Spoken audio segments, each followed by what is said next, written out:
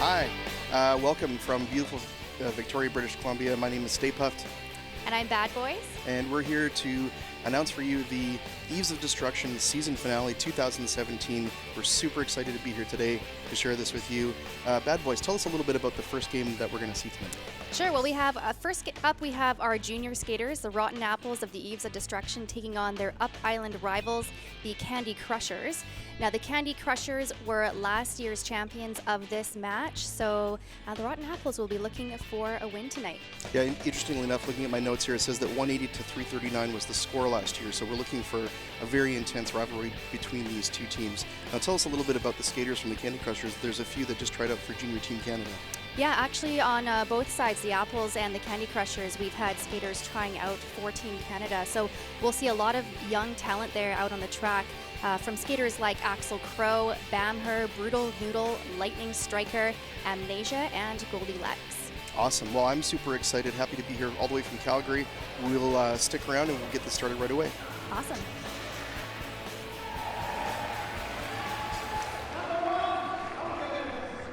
All right, so we have the Candy Crushers out on the track right now. You've just seen number 007, the Lightning Striker, go around the track. We have number 1, Duncan, skating around. And this is number 17, Acer. That's Tiffy Smasher there, number 20. There with the pivot stripe, we have number 27, Amnesia. Right there, that's number 31, Ginger Snap, going around the track for the Candy Crushers. We have now number 4, and number 4 is UB Roadkill. And here comes around the track, number 6, Drew Burrymore.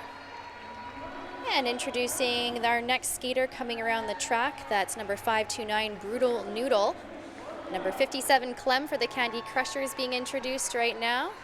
And coming around with the purple helmet on, we have number 77, that's Uniscornia. And here with the green helmet, coming around the track, being introduced, number 8, Bamher. And here we have from the Candy Crushers coming around the track, number 87, that's Whirlwind. And those are your Candy Crushers. Now on the bench for the Candy Crushers, we've got Miss B. Haven, Kelly Brown Corby, and Rumbelina. They will be managing the bench for the Candy Crushers. On the other side of the track, in red, we've got the Eves of Destruction Rotten Apples, also known as the Apples. All right, and here they go. They're being introduced one by one. We've got Low Expectations, number 121, number 13, Rapella, number 19, Kid Vicious, 235, Black Eye Suze, 27, that's Slam Duncan there in the silver helmet. 327, we got Slaya Faye. We've got 3825, that's Emotional Cluster Truck. We've got number 4, Terminator. There she is, waving. Number 42, Lady Macbeth, being introduced right now in the front of the pack there. We've got number 420, Helen Wheels, playing for the Rotten Apples. Number 611, Axel Crow in the golden helmet. Number 7, we've got Kamikaze K. And being introduced right now at number 77, we've got Femme Fatality. And that's your Rotten Apples going around the track. And on the bench for the Rotten Apples, we've got Wow, also known as Wife of Wrath, Veruca Assault, Iveta Vendetta, and Courageous K. That's your bench coaching staff. That will be there for the Rotten Apples coming up here. Now, a couple of these skaters are actually retired villains, and they've stepped up to be coaching for the Rotten Apples. An exciting matchup here, as you mentioned. We've got defending champions, the Candy Crushers, in black, and the Rotten Apples are going to be looking to steal that and take the cup back for this year. Now, do they have a cup for the juniors as well, or is it just for the adult game? Just for the adult game, okay. And that is the Calamity Cup. Hey, you know what? That's League okay. Championship. Glory is okay too, right? Yes, winning for pride. Yeah, absolutely. So one of the things, if folks, if you've not have seen junior roller derby before. These players are all between the ages of 10 and 18, and once they reach the 18 point, they would go on to either a WFTDA, a women's roller derby team, or they would go on to, if they're male, would go over to the MRDA, or Men's Roller Derby Association. So looks like they're lining up here, and starting on the jam line, we've got Femme Fatality and Lightning Striker. Striker. And they're off. Okay, so now through the pack, let's see, first we've got in black. That is Lightning Striker rounding the track now and separating from the pack. The pack is bunching up here, just a little bit in between turns 1 and 2. Lightning Striker on the reapproach and down the inside of the far side of the track. And we've got Femme Fatality that's just broken through the track there. And I should mention, she is actually the 2016 Rotten Apples Team MVP. So really solid player right there. Very cool. So points issued already, 5 to Lightning Striker and an additional pass. Let's see what the result is there. Looks like an additional 4. Put 9 points on the board for Lightning Striker and first tracks for the Candy Crushers. All right, yeah, this is just a replay here of the end of that jam, getting the additional points for Lightning Striker and down the inside line there of turn 3 once more. On the reapproach, you see there was a quick signal there by Lightning Striker giving the teammates the go, this is where I'm going to go, so reposition, let me through. Right. Into the second jam here, nice and quick. Lead jam issued early to the Rotten Apples, number 17, Rapella, now separating from the pack. And not too far behind is number 1, Duncan, rounding the track as well as the pack comes to a stall in turn 1. Looks like we got a penalty being called there. Puffed. Yeah, a cut track penalty on, let's see, who will go spend some time. Oh, that's Rapella, giving the power jam over to Duncan and the Candy Crushers as the pack sets up here in the stretch. Now, interesting strategy, the Candy Crushers holding the inside line and giving lots of room for Duncan to come through, but it does give the Rotten Apples the ability to say, well, we know where the jammer is coming from, and they can sort of adjust to that. Duncan making quick work and a 5-point pass in this power jam for the Candy Crushers. Dancing on the line there, gets through. Yeah, another pass for Candy Crushers and Duncan. 5 points as the power jam continues. Not for much longer, though, as Rapella gets released from the penalty box. Now back out on the track. The power jam comes to a close. Duncan reapproaching the pack as they come to turn 1. What will happen here? Duncan and Rapella shoulder tap there as they come through turn 2. Now, interesting, there is no longer a lead jam in this one, so we're going to go the full 2 minutes as both jammers now are looking to rack up points before the whistle blows. And something to mention, this is actually Rapella's first season with the Rotten Apples, so quite a strong player for being in her first season. Interesting. Rapella picking up a back block penalty is now off to the penalty box, putting Duncan back in the power jam position. While the pack comes to a stall here in turn 1 and Duncan on the reapproach, that aggressive whistle means that the 2 minutes has elapsed. Now after the dust settles, it looks like 34 points on the board for Candy Crushers and 4 for the Rotten Apples. Let's take another look at that again here. Duncan crossing to the inside. Nice defense by Rotten Apples as Duncan looks for an opportunity. And there it is, holding that inside line. Nice. And one more peek at that. Wow, nice defense by number 4, Terminator, but just not quite enough to push Duncan to the inside and have him reset. Okay, now into the third jam. Lead here, number 8 on the Candy Crushers. That is Bammer. Bammer in the reapproach. Oh, look. Rotten Apples pivot, trying to get a piece of Bammer. Not quite there. That's 611, Axel Crow. Bammer's one of the stronger players on the Candy Crushers, having just tried out for Junior Team Canada. Bammer on the reapproach here. Rotten Apples lining up. Bammer tries to hop the apex. Didn't happen that way, so the official indicating that Bammer's got to go back in around the pack. Now, in the meantime, Rapella, out of the penalty box, was finishing serving that penalty from the previous jam, now into the mix as they come back upon the jam line. Beautiful defense by the Rotten Apples here, keeping Bammer at bay before the pivot line.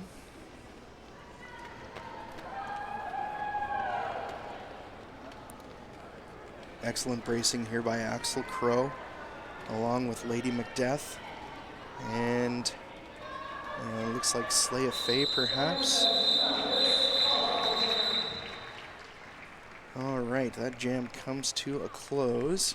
And the point total will be 8 points on the board for the Candy Crushers, extending their lead now to 42. Rotten Apples holding at 4 points. Looks like we got 24:35 left on the clock. All right, let's take another look here. Bammer coming up against that impressive bracing wall by the Rotten Apples, back and forth across the track. You know, this is the kind of defense that the Candy Crushers are going to have to keep up throughout the rest of the game. All right, Black Eyed Sue's now jamming for Rotten Apples on the Candy Crushers side. Who have we got there? We've got Whirlwind. Okay, Whirlwind now getting forced to the outside, having to come back in around behind turn one. Black Eyed Sue's also knocked out to the outside. Nice defense by the Candy Crushers. Whirlwind through now lead jammer for the Candy Crushers. Black Eyed Sue's taking a bit of a trip to the inside of the track after turn two. Black Eyed Sue's struggling to stay within the boundaries of the track. Meanwhile, Whirlwind picking up points. Another 5 this time, getting that jammer lap point.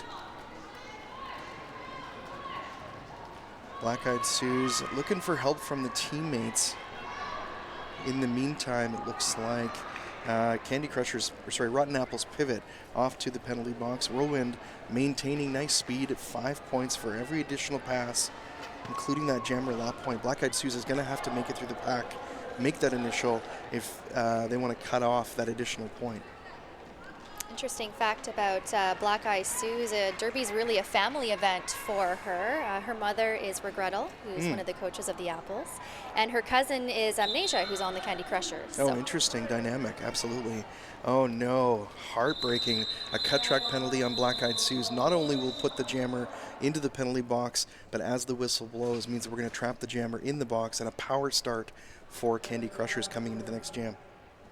It's always tough when that happens as a jammer because you're pretty exhausted by that point, and it'd be nice to be able to sit on the bench for a while after that. Absolutely. So as mentioned, power start, number 20 on the Candy Crushers. That will be Tiffy Smasher taking the jam star here in this next jam for now off the whistle. Candy Crushers with a healthy lead, and Tiffy Smasher looking for an opportunity. Now you'll notice that the Rotten Apples defensive line is quite a bit smaller than Tiffy Smasher, but even with the size differential, they're making great use of bracing to keep Tiffy back. Right. Axel Crow, nice shoulder and hip check there, drawing Tiffy back all the way to turn two. Nice defense there. Candy Crushers taking a forward position here, awaiting the return of Black Eyed Sue's now back onto the track and out of the penalty box.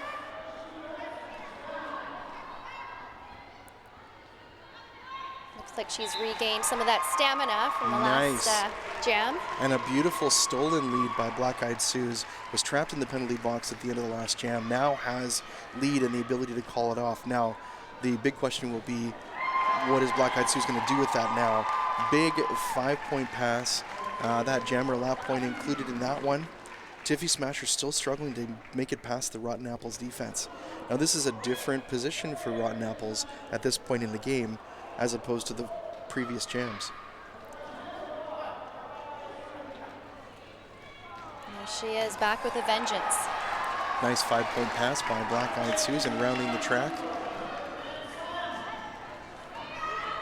Pack now in between turns 3 and 4. Now making a forward stride and out of the pack is number 1, Duncan, for Candy Crushers. Successful star pass there. Duncan dons the star, now becomes the point scorer for the Candy Crushers, while Black Eyed Sue's continues to rack up points. Now, because the initial pass has been made, now they're going to be 4-point passes for Black Eyed Sue's. Seeing this, nice defensive move, call it off. Duncan only picks up 4 points in this jam. Nice play there by the Rotten Apples. All right, looks like we got number 77, Femme Fatality, on the track for the Apples. And we've got, looks like that's Brutal Noodle for the Candy Crushers jamming. And both strong players, so this will be a really exciting jam. Absolutely, and we got a 4-on-3 pack advantage for the Rotten Apples coming into this one as well. There's a penalty being served by one of the blockers in the Candy Crushers as we start this jam. Taking an early sprint towards the front, Femme Fatality, lead jam, Rotten Apples. Also free of the pack is the Candy Crushers jammer. That is Brutal Noodle. And Brutal Noodle also does play from time to time with the adult team, the Brass Knuckle Derby Dames from Up Island. So has a lot of experience playing with, older and stronger players.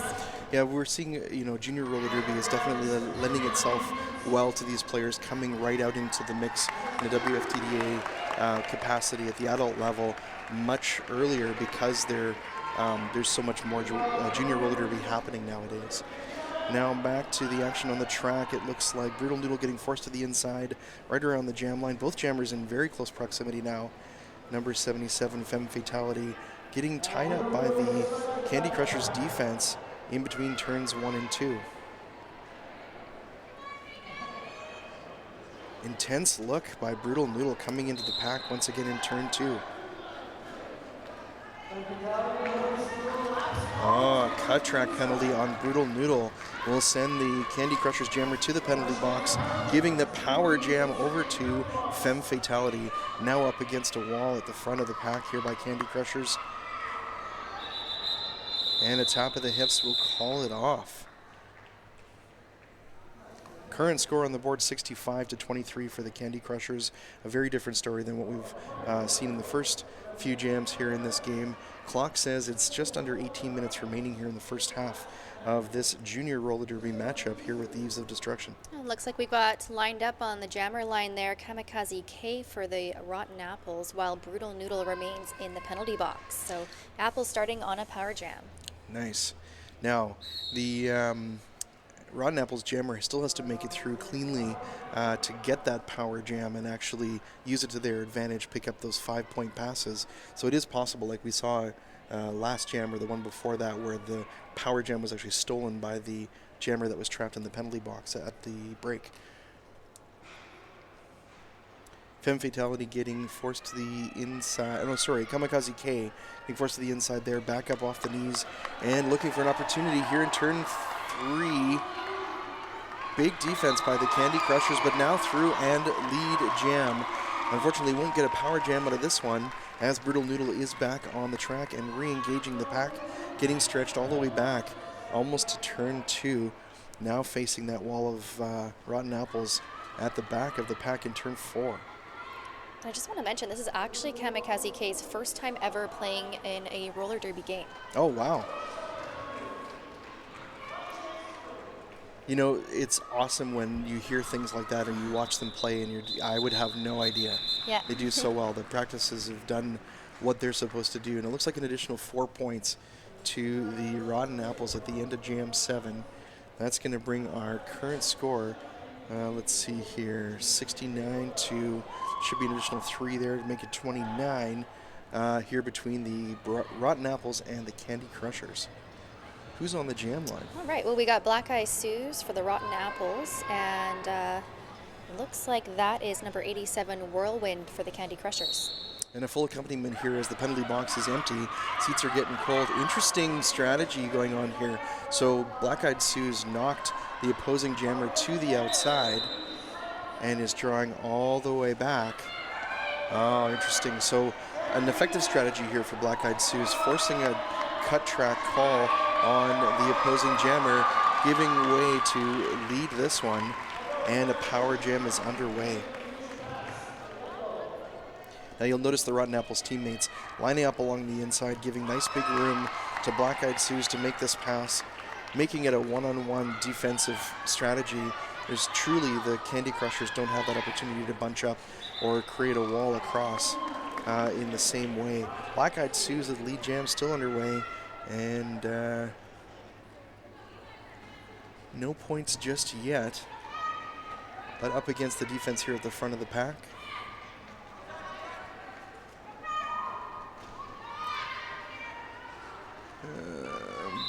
Whirlwind getting forced back into turn 3 and 4. Now up against the Rotten Apples defense here, just past the jam line.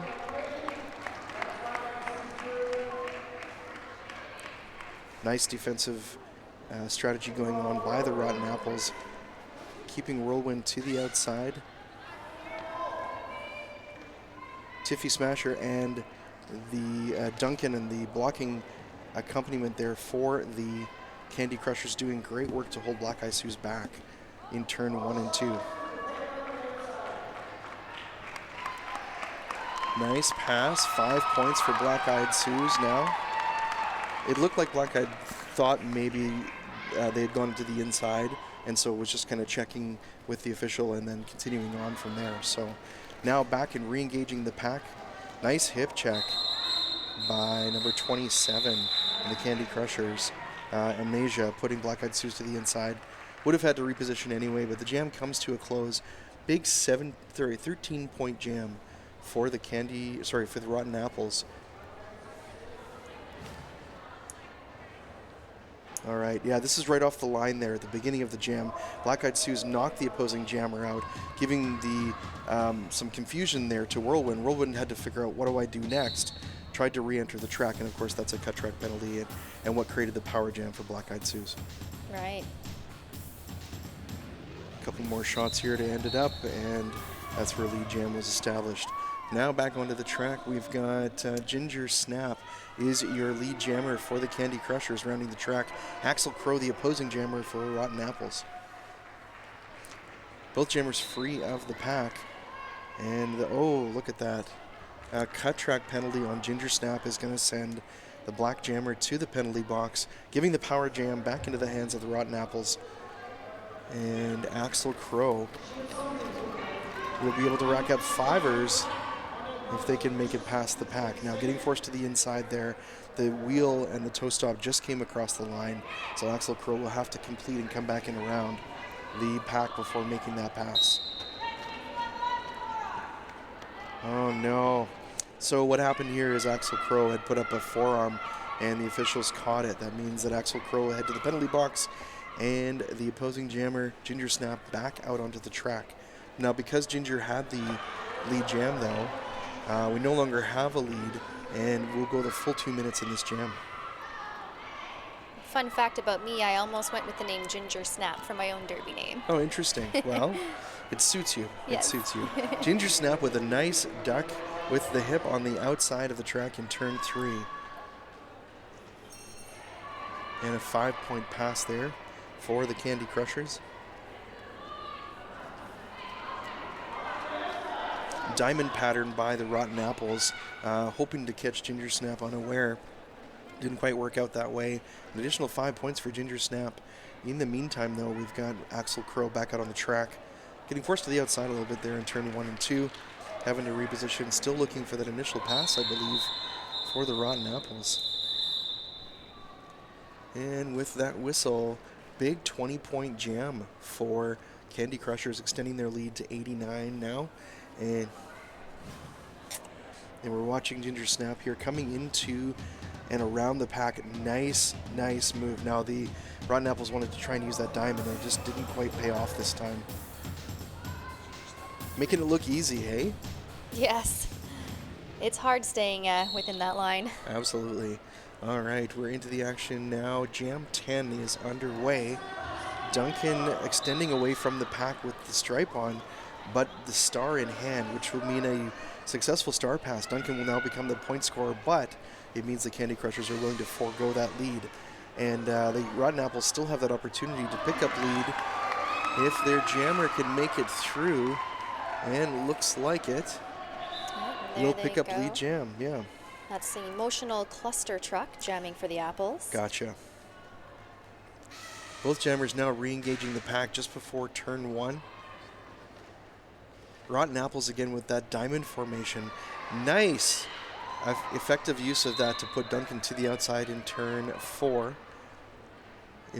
Emotional Cluster Truck is now off to the penalty box for a cut track penalty. That'll give Duncan the power jam and the ability to pick up 5s for every pass of the pack. Just to start it off, 5 points there. Pack moving forward into turns 1 and 2. Spinorama. Yeah, Slaya Faye and Slam Duncan trying to keep Duncan at bay. Duncan with big strides. It makes easy work of turn 2. And the Rotten Apples. Black Eyed Sue's getting in there as well. A triad formation hoping to corner Duncan or put him out to the outside. Didn't quite pay off this time around. Now, in the meantime, opposing jammer for Rotten Apples, Emotional Cluster Truck back out on the track and through 4 points of their own. Duncan also lapping the Rotten Apples and a nice duck there on turn 1. 4 points as the power jam comes to a close.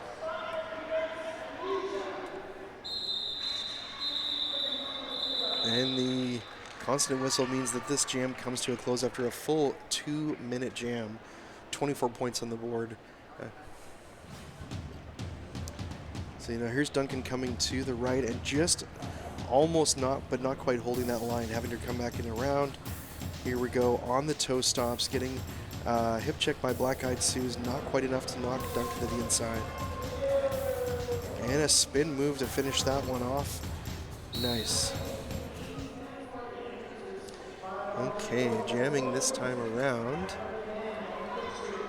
We've got Kamikaze K for the Rotten Apples. Okay. On the track. And in black, we've got Uniscornia, number 77. Yes. A new jammer for the Candy Crushers. Having to come back in around behind turn 1. Hoping to sneak it down on the inside in turn 2. Didn't quite make it this time. Nice defense by Rotten Apples, keeping Uniscornia to the back of the pack. Rapella and 420. Helen Wheels keeping Uniscornia from making that initial pass. Another sprint and up against number 4, Terminator. Great one-on-one blocking there by Axel Crow and Terminator. It just seems that after Uniscornia has passed one blocker, there's another one to match. And it just seems like you can't quite get past that last blocker. We've got some penalties being handed out here, I believe. Lead jam late in this one to Kamikaze K. And a penalty going to Rapella, I believe, on the Rotten Apples. Will end up extending that one into the next jam. Some really excellent skating from Kamikaze K for someone who's new to Derby. Absolutely. Big 24-point jam for Candy Crushers, 6 for Rotten Apples. Okay, so here's Uniscornia coming into turn 1. Nice big hit by Terminator, putting Uniscornia to the floor. And another look at that one there. And a slide to the concrete. Okay, starting this one off. Before we get going, looks like Black Eyed Sue's is taking the jam line. The officials are having a bit of a discussion here in the center of the track. So, Bad Boys, tell me what you've seen thus far. What are you sort of reading from what's going on in the track in this one?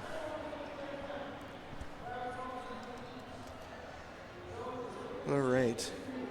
Well, I think that the Candy Crushers have got a significant lead now. They've got 113. I don't know if they're necessarily playing conservatively at this point. They do have a healthy lead, but as we know in roller derby, a 25 or a 30-point jam is not impossible. So the Rotten Apples are definitely pouring full steam ahead, but they still have another half to go after the break that will allow them to try and catch up and perhaps pass the Candy Crushers, the reigning champs here in this Junior Derby matchup. I think that's the thing about Derby too. It's a different sport in that the scores the numbers are so large and it seems so far apart. But really, in this sport, it's really not that far apart between the two teams. Absolutely. Now, as this is the junior game. Now, coming up later on, we're going to have the adults. Tell us a little bit about the matchup that we've got in the later game. Yeah, sure. Well, we're going to be seeing the Bells of the Brawl versus the Margarita Villains. It's our annual Eves versus Eves battle for the Calamity Cup. The Calamity Cup is a league championship, so that will be the best team in roller derby team in Victoria. Nice. It will be determined tonight, and it's a really exciting event every year. And Calamity Cup named after the founder of our league in 2006. Oh, fantastic. Okay, looks like the discussions are over. We're going to get back to the action here on the jam line. Number 6 for Candy Crushers, that is Drew Burrymore. I believe this is the first time Drew has been out on the jam line for the Candy Crushers, up against Black Eyed Sue's, who has jammed already for the Rotten Apples. Lead jam established fairly early. Drew Burrymore taking that lead and rounding the track now. Pack coming down the stretch and over towards turn 3. Black Eyed Sue's also free of the pack. Both jammers. Now it's all about the points. Nice spin by Drew Burrymore coming through turn 3. And Black Eyed Sue's on the reapproach into the fray. Not getting a ton of help from Rotten Apple's teammates there. Having to kind of go it alone as they come into turn 1 once more. And Drew Burrymore with another spin down the outside, really coming close to that line, just past the pivot line. Yeah, that almost cost some position for the black jammer, but didn't have to reposition back. Penalty being handed out to Candy Crushers, and Black Eyed Sue's rounding the track as well. Here we go, Drew Burrymore trying to edge around the outside of turn 2. Black Eyed Sue's getting knocked to the inside. I had to actually pass Drew Burrymore and looked like might pass the jammer. A star pass. Yeah, extending out the pack here, 5-2-9. The Candy Crushers, Brutal Noodle, now donning the star becoming the point scorer for the Candy Crushers. Black Eyed Sue's with some offensive jamming, trying to draw the length of the pack out. Now, if the jammer can cause the pack to be too long, then the head ref will call no pack and will give the jammer basically a free pass to break free. Didn't quite work out that way. 4 points on the board on that last pass for Candy Crushers, 5-2-9. Brutal Noodle, and that will end that jam. All right, lining up on the jammer line, we've got number 77, Femme Fatality for the Rotten Apples. Before we get there, another look here at Drew Burrymore approaching the pack, and the spin move to the outside there of turn 3. And now Brutal Noodle staring down the competition, just about getting knocked to the inside, so close. Okay, into the action once more. So facing Femme Fatality in the jammer position is Whirlwind from the Candy Crushers.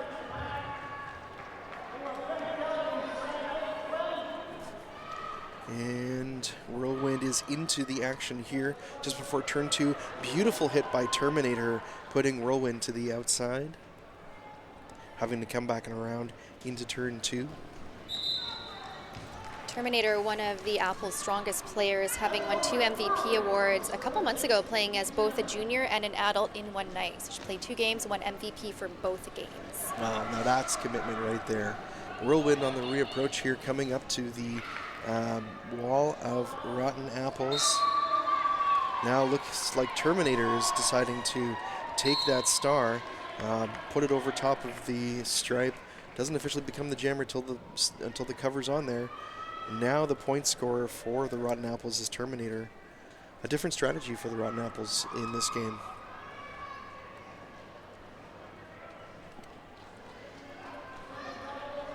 Candy Crushers number 7. Let me see here. Maybe that was 1-7. Holding back Terminator.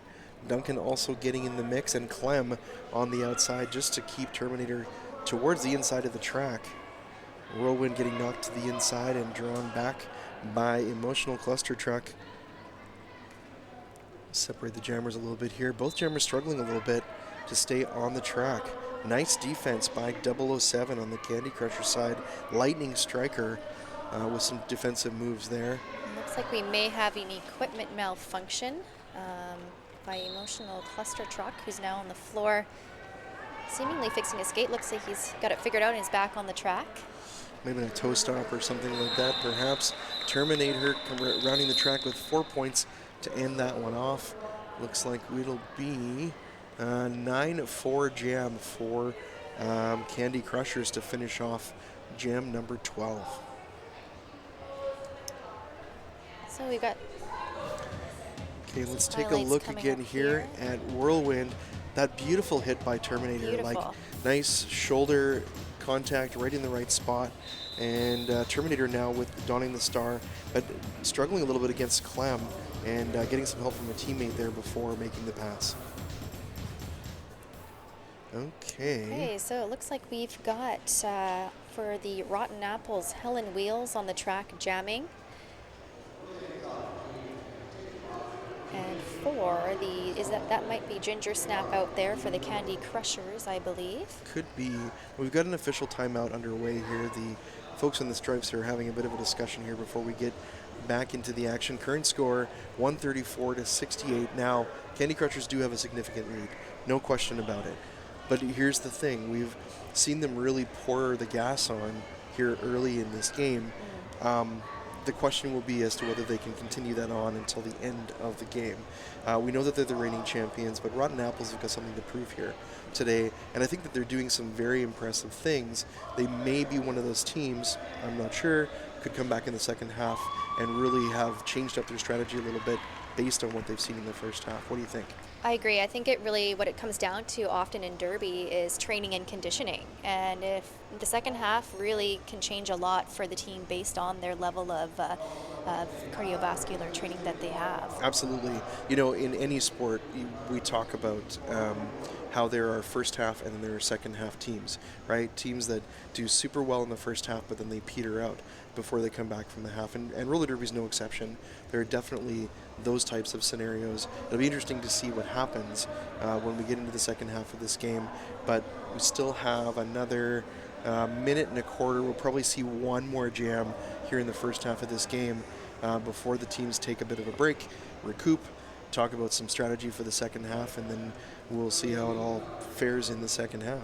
And what we've been seeing a lot of in this game are a lot of star passes, and that's where the jammer will take the star helmet cover off their helmet and pass it to the pivot.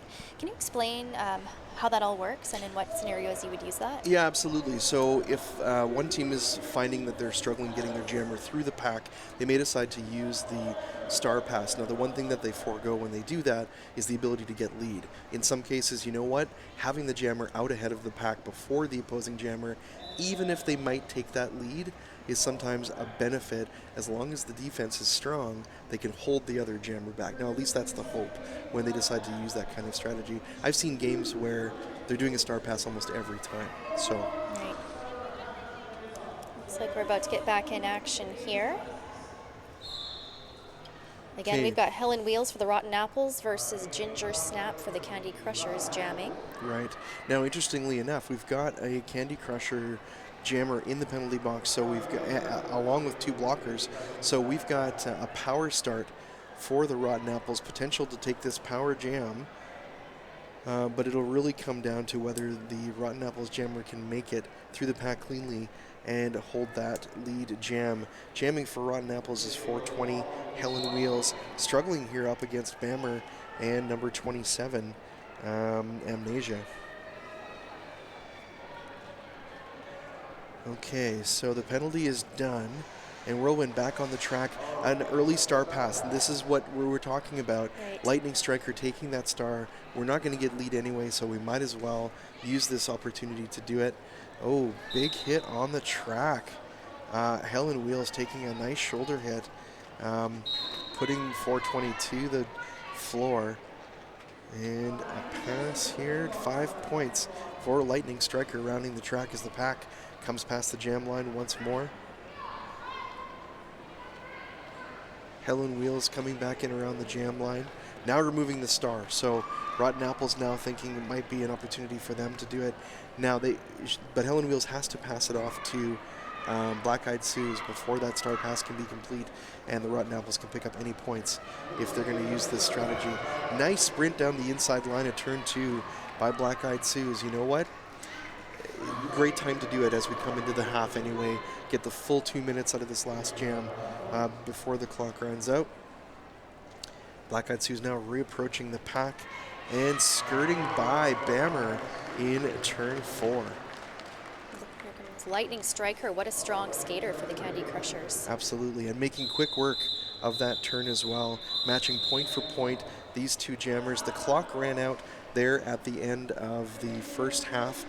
Current score 148 to 68, and we're going to take a look at a couple things here before we head into the half. There's Whirlwind coming back out of the penalty box. Quick pass of the star. Very nice star pass there by the Candy Crushers. Amnesia with a killer hit on Helen Wheels, putting the jammer down. And then Lightning Striker even avoiding a hit by Axel Crow.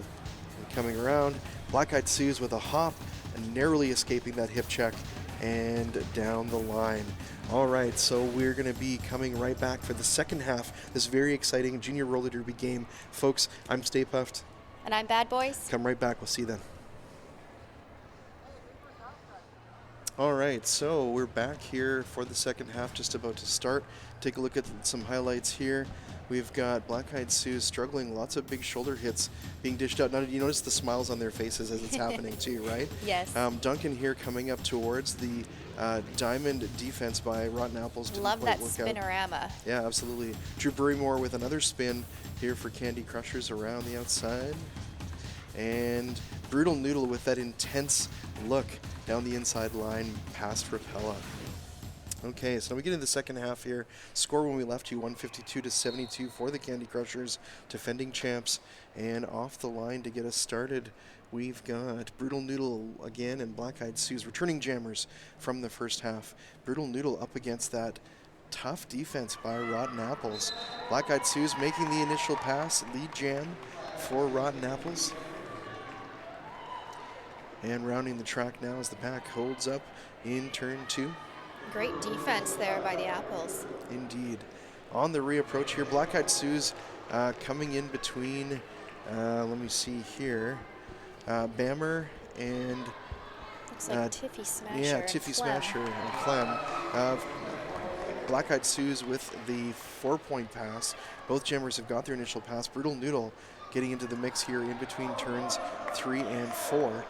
And a bit of a drop to the rink there quickly. Terminator drawing Brutal Noodle back. And getting in the way once again. Black Eyed Sue's almost had the pass, got forced to the outside by Tiffy Smasher. Has to come back in.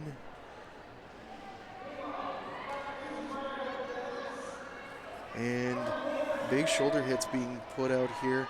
Now, interestingly enough, Candy Crushers doing the, one jammer to one blocker defense again here in the second half. Brutal Noodle with a nice big sweeper on the outside in turn 3 and a 4-point pass. Black Eyed Sue's with 4 points as well. Tiring a little bit, holding that inside line up against Clem, Tiffy, and Bammer. Again, Black Eyed Sue's right into trying to get between those two blockers. It's really slowing down Black Eyed Sue's and the Rotten Apples, trying to use that defensive mechanism there. Brutal Noodle passed the pack once again, 4 points, and did we go the full 2 minutes in that one? I think we did. 14 points for Rotten Apples and 8 points for Candy Crushers. Let's take a look again here. Brutal Noodle crossing to the inside, getting a nice shoulder hit and taking to the floor quickly. And Black Eyed Sue's again trying to divide and conquer between Clem and Bammer and slowing down the jammer a little bit. Brutal Noodle once again passing through the two of their own blockers in that case. Nice pass by Brutal Noodle. All right, lined up on the jammer line, we have Kamikaze K for the Rotten Apples. It looks like Drew Burrymore. Looks like, is that Drew Burrymore there? Awesome. So Indeed it current is. score 160 and 86. Candy Crushers with that lead. Not quite double the score here early in the second half. Both jammers up against stiff defense. Not quite at turn one just yet. Now coming past the apex. Now Kamikaze K, not quite sure which way to go. Head down a little bit. Does find the opening there in turn two. Lead jam to the Rotten Apples and Kamikaze K, number 7, picking up speed as they round the track. And in the meantime, Drew Burrymore getting some help from Duncan a little bit.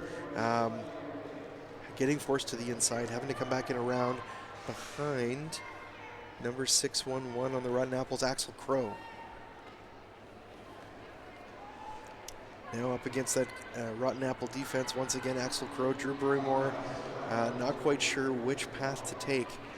If there's one thing the Rotten Apples have proven thus far is they've got some great defense. If they only could get their jammers through a little quicker, might help to put more points on the board. Definitely. Enough time And you to see catch that up. blocking from Axel Crow. Axel Crow was actually the blocker of the year for the team last year. Oh, so. very cool. Very cool. Well, earned that title, absolutely. Yes.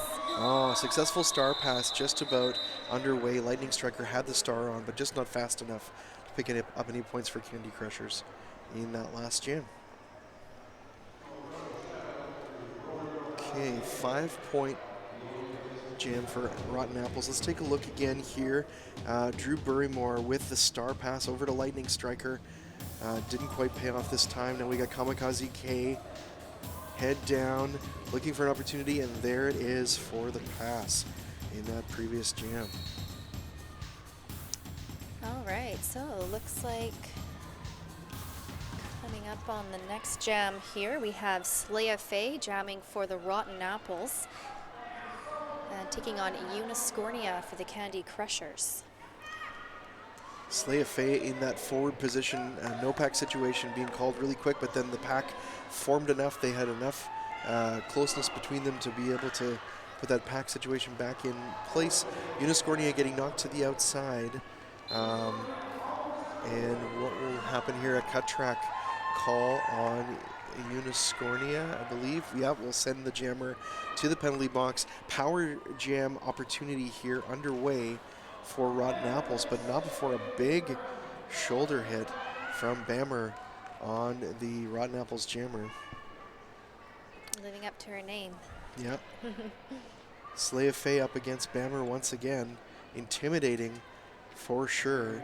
Now Black Eyed Sue's tried to move in, put the shoulder through to make room for Slaya Faye. And star pass over to Axel Crow, now donning the star and rounding the track, foregoing that lead opportunity, knowing full well that they've got a power jam opportunity here to take advantage of. Axel Crow on the reapproach into turn 3 and 4. And a pass for 5 points. Candy Crushers jammer not quite through, and a star pass on the other side now. Bammer donning the star as Axel Crow approaches the pack at the pivot line. Candy Crushers with a triad bracing there in turn 2.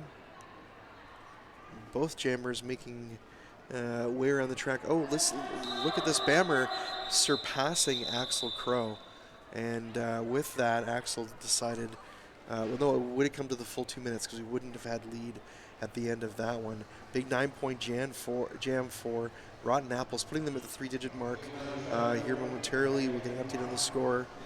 And let's take a look at that last one. Bammer, again, with that big hit, putting Slaya Faye to the floor. Axel Crow with a side maneuver and the no-pack situation allowing the pass. And Femme Fatality up against Bammer with the star in hand. All right. Now a timeout is underway. Probably an official timeout, looks like, from here. We've done 3 jams here in the second half. 23 minutes still remaining on the clock. Not sure what the timeout is for, but the officials are talking about it in the center here. Looks like we got the officials, Velveeta Slicer there, who just exited the frame, and TKO as well, Thieves of Destruction officials roster. Okay, so getting the signal to start it back up again. Bracing and getting started here. Terminator with some additional folks. And we've got Emotional Cluster Truck and number 4 on the line, UB Roadkill. I think this is the first time jamming for UB Roadkill I think so, in this game. Nice big hit on UB Roadkill, putting to the outside by number 4 Terminator. Emotional Cluster Truck there to the outside, back into the starting zone. And Terminator trying to get a last piece. Oh, put the jammer to the outside. UB Roadkill having to reposition back. Meanwhile, lead jam established by Rotten Apples. Emotional Cluster Truck. And on the reapproach. Now both jammers free of the pack. UB Roadkill out and around the track, while Cluster Truck getting caught up here by the defense on the far side of the track. Cluster Truck, I should mention, is a pickup player for the Apples, and they regularly play for the Salt Spring Island Tempest. Oh, interesting. Okay, so we've got a couple folks from out of the area, but now passing the pack, 4 points in the air. The pack now coming into turns 3 and 4. Terminator drawing UB Roadkill all the way back into the stretch. This is really cutting into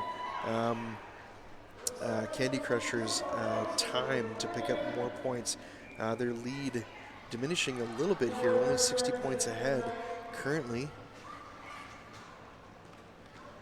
And Lightning Striker separating from the pack, star in hand, will now become the point scorer for the Candy Crushers. Switching strategy mid-jam. We've seen this before. Emotional Cluster Truck with the staring down the track. Didn't quite make it far enough to pick up points, and a bit of a fall there. There was you can see them wincing, that's for sure. And a smile. That's good to see. Not quite needing medics at this time. Able to smile and get off the track. Okay, so Terminator once again with that big hit on UB Roadkill. Great hit. UB Roadkill, nice. Just again, Terminator with that chip on the hip there. An attempted star pass by UB Roadkill didn't quite pan out there, and then Emotional Cluster Truck tapping the hips before the fall at the end of the jam. Okay, we are into the action already, and we got Clem on the jam line. Another changeup here for the Candy Crushers. Jamming again, returning to the line for Rotten Apples is Black Eye Sue's. Thank you. And lead jam for Rotten Apples. Pack picking up speed a little bit here as they come into turn 3. Doing some damage control there. No, Black Eyed Suze saw that Clem was on the reapproach, decided better to just call it off and not have to worry about the competition. So. And we'll be seeing Black Eye Suze's mom playing later tonight. That's Margarita right. playing for the Bells of the Brawl. Clem up against Femme Fatality. Nice shoulder defense, and then just about putting Clem to the inside. Black Eyed Suze here on the approach and down the inside line, making easy work of picking up that lead jam. Oh, there we go.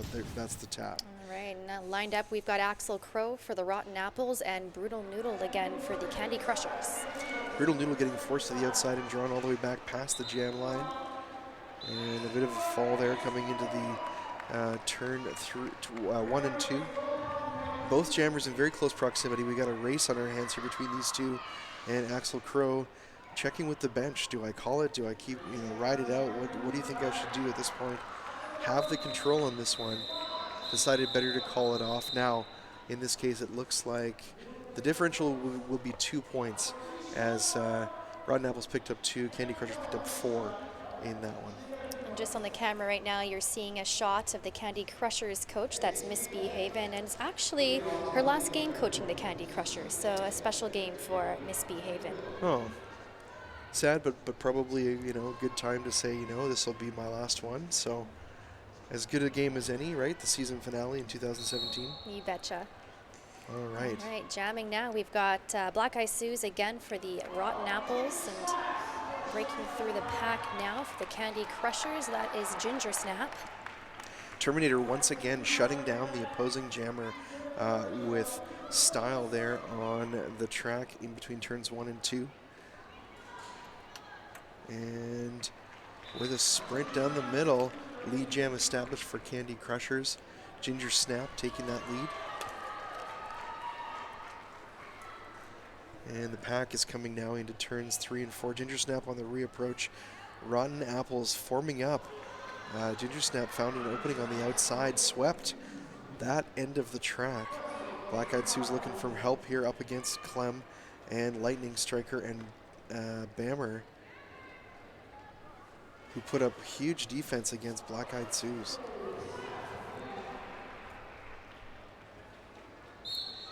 And a quick hop over the skates for Ginger Snap and a pass, picking up 4 points.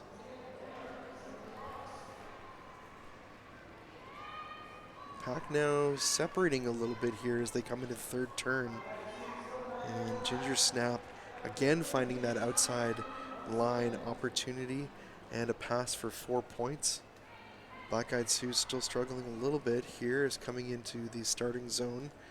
Nice defense by the Candy Crushers. I think they're matching defense, pretty equally here in this game. I don't know if the score is truly reflective of how hard the defense on both sides is really working. Agreed. Ginger Snap picking up a penalty here, is now in the penalty box. That's giving the Rotten Apples the power jam. Now trying to make big room here for Black Eyed Sue's. We've got Slaya Faye out there with Lady Macbeth for the Apples, and it's for both of them, it's their first season with the Apples, so they're new players as well. Nice. Well, I'm sure they'll have lots of time to get strengthened up for next year, and it's always good to see them kind of at this time of the year and then compare to the early games of the next season. Definitely. Well, let's take a look again here. Black Eyed Sue's getting caught up by the Candy Crushers defense. Now here's Ginger Snap, a bit of a fall, but not enough to put her out of the running, and just has to get past Terminator. Oh, there we go, the fall to the inside. Terminator, nice defense there. Nice avoidance there on the outside of the turn. As you can see, blocking's all about timing. Indeed, timing absolutely. and power. Absolutely. Yeah, sometimes it's better to just avoid rather than taking or giving a hit, right? Definitely. Okay, so looks like a power start will happen here for the Rotten Apples. Axel Crow taking the jam line here for the 8th jam here in the second half. In the penalty box is Ginger Snap from the previous jam, serving the remainder of that penalty. If Axel Crow can make it through past Whirlwind, Amnesia, we'll have the power jam and lead jam, a short-lived power jam here for Axel Crow, as Ginger Snap is back on the track and re-engaging and past Slam Duncan down the far side of the track here. Axel Crow up against Amnesia. Axel Crow's actually had a lot of experience playing with the adult teams in the league for us. And a quick tap of the hips by Axel Crow will shut that one down. Let's see, 4-point jam for Rotten Apples. A hit it and quit it, as they say. Here's Axel Crow on the approach. It's Amnesia with that huge swing. Axel Crow just about got knocked to the outside, luckily staying inside the track, but having to deal with that defensive twosome one more time before being able to make the pass. All right, so it looks like we've got Kamikaze K jamming for the Rotten Apples, and already breaking through the pack here is that is UB Roadkill, the Candy Crushers. Number 4, nice early lead establishment. Big shoulder hit there on Kamikaze K, putting number 7 to the inside and having to come back and around. And a sprint on the inside without a hall pass. UB Roadkill and the celebratory. Love it. Yeah, picking up those points. Nice way to say, I got the jam and I got points today. I'm sure there'll be lots of stories about that later. And again, down the inside lines, unannounced. and Rotten Apples did not even see UB Roadkill coming through. Now they're repositioning on the outside, trying to help their own jammer. Kamikaze K on the reapproach there, and UB Roadkill down the inside, 5 points. I love it, a celebratory fist bump every time. Yeah, so pack now holding up, and looks like Black Eyed Suze is trying to make a break from the pack up against the Candy Crushers defense here. And UB Roadkill does everything with intensity. Hey, I'm going to call it off. Yeah, so, and safe well to say deserved. she's happy with that one. Yeah, absolutely. Well-deserved celebration there for UB Roadkill. Okay, let's watch UB Roadkill here. Seeing, like, eyeing up that opportunity, no doubt in their mind, that's where I got to go. And the celebratory fist bump. Now here it is again. That's a really good pass. strategy for the smaller jammers, because sometimes it's harder to break through the pack, so you have to look for the holes. Absolutely. They're going to need some help from their teammates to clear the way. The UB Roadkill making excellent work of that jam. And we've got Femme Fatality now breaking through the pack for the Rotten Apples versus Clem. Yeah, Clem free of the pack as well. Both jammers in a point-scoring position. The Rotten Apples forming up in a diamond up front, and their jammer passing by easily. First points on the board in this one, 4 points there for number 77. Femme Fatality. Clem also free of the pack and a 4-point pass. Femme Fatality coming in behind Slam Duncan teammate there.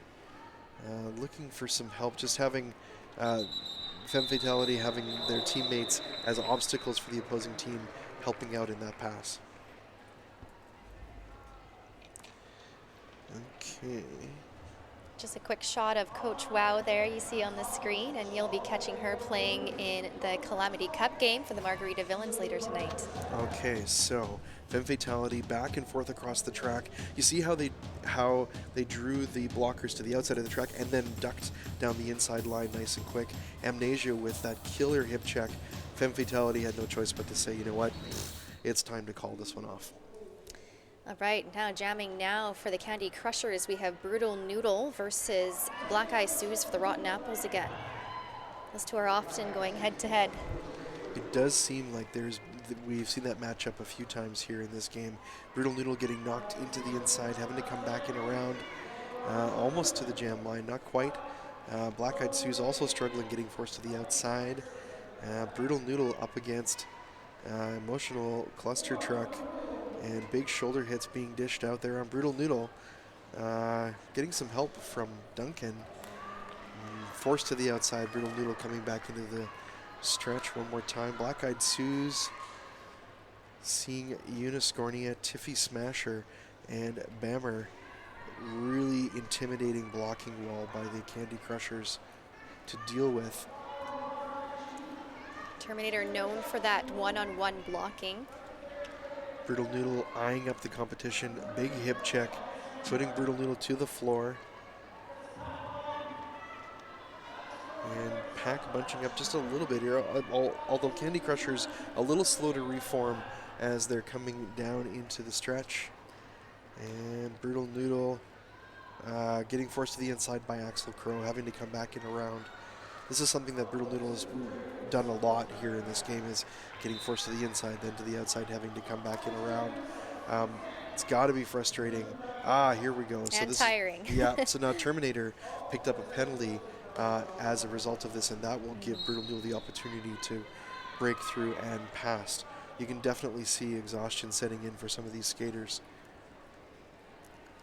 She'll have a little rest in the penalty box now as she's been sent there. Black Eyed Suze, the only jammer on the track right now. Power jam underway.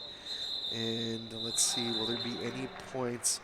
No additional points there for Black Eyed Suze and the Rotten Apples.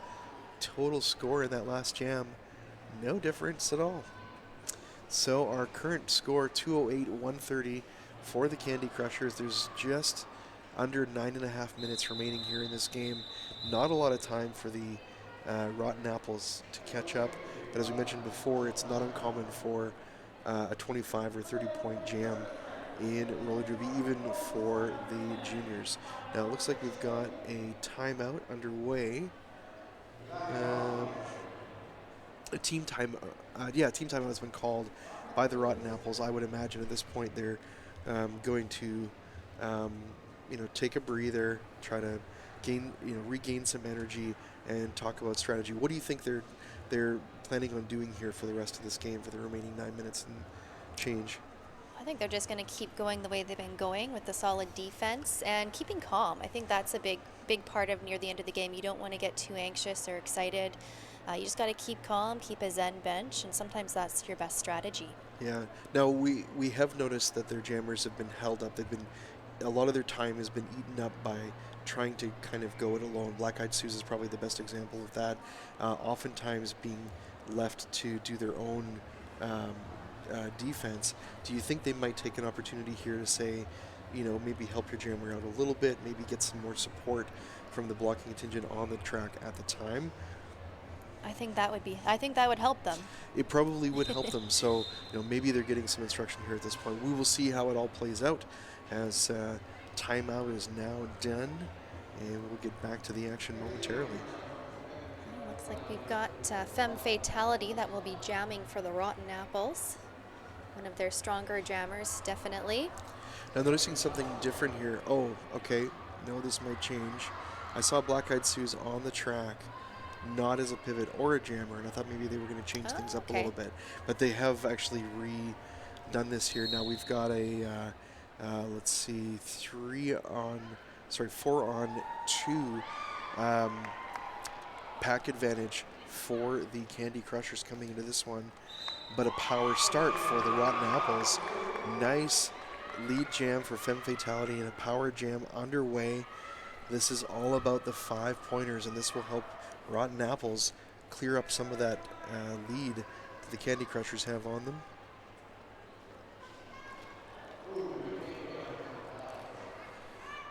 Okay. Oh, interesting. So Candy Crushers using the star pass. Now Bammer becoming the point scorer for the Candy Crushers. Meanwhile, Rotten Apples jammer Femme Fatality up against the Candy Crushers defense here in turn 2. A nice pass staying in bounds, and oh no. It looked like Femme Fatality had stayed in bounds, but it turns out cut track was issued there by the officials. Bammer now the only point scorer on the track. No lead, will have a full 2-minute jam, as Bammer's job right now is to get around and pick up points. Oh, looks like a back block on Bammer is going to put the black jammer in the penalty box, and will release Femme Fatality a little bit early. Rotten Apples hugging that inside line here in turn 4, making way for Femme Fatality. And back and forth across the track. Struggling a little bit against Amnesia and the shoulder blocking there. Femme Fatality taking a bit of a spill in turn 3. Costs the jammer a little bit of time as the power jam comes to a close. Bammer is back on the track. And a 5-point pass for both jammers now.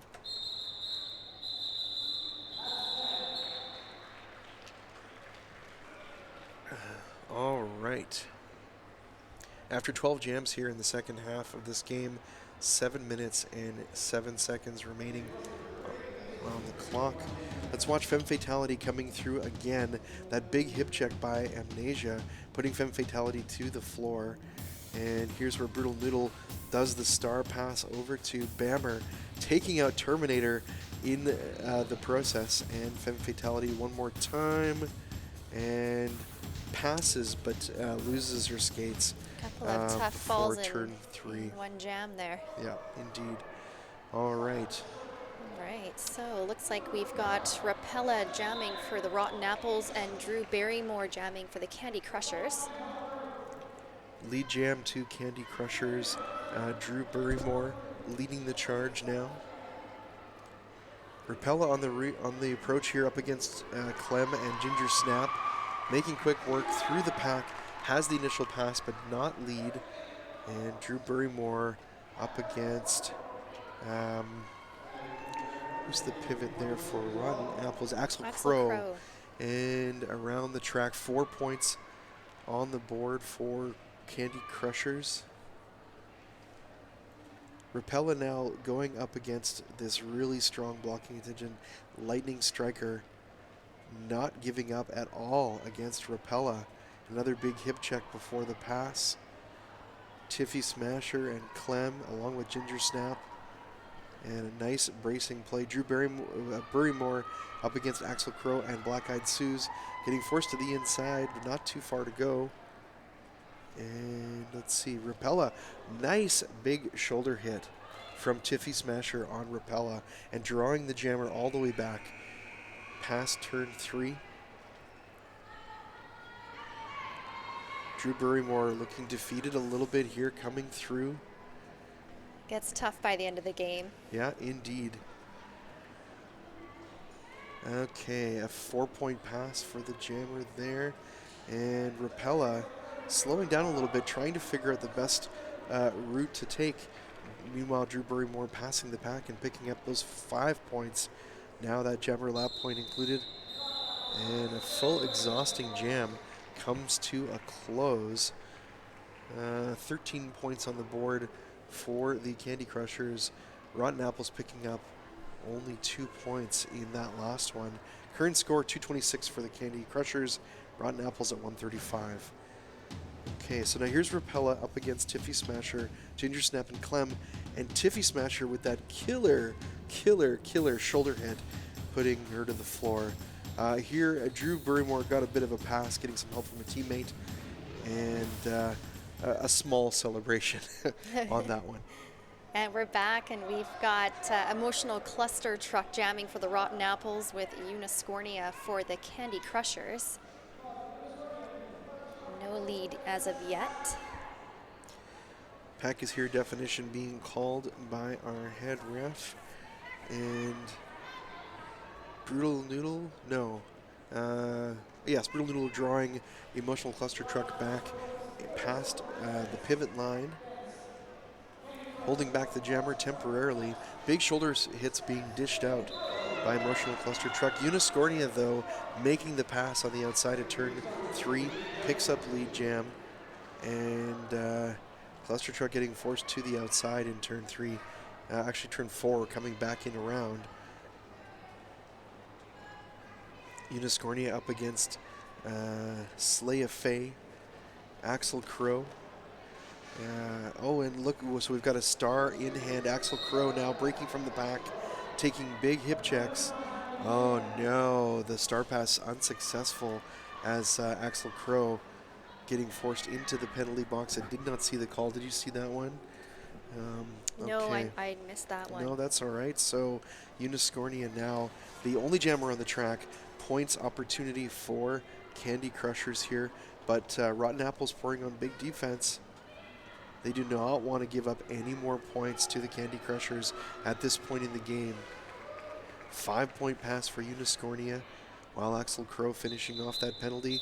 And nice strategy by the Candy Crushers to tap the jam off before Axel Crow can be released from the penalty box, trapping the Rotten Apples jammer in the penalty box for jam 15. Okay, so there's the pass there to Axel Crow, and a hip check over, staying in bounds.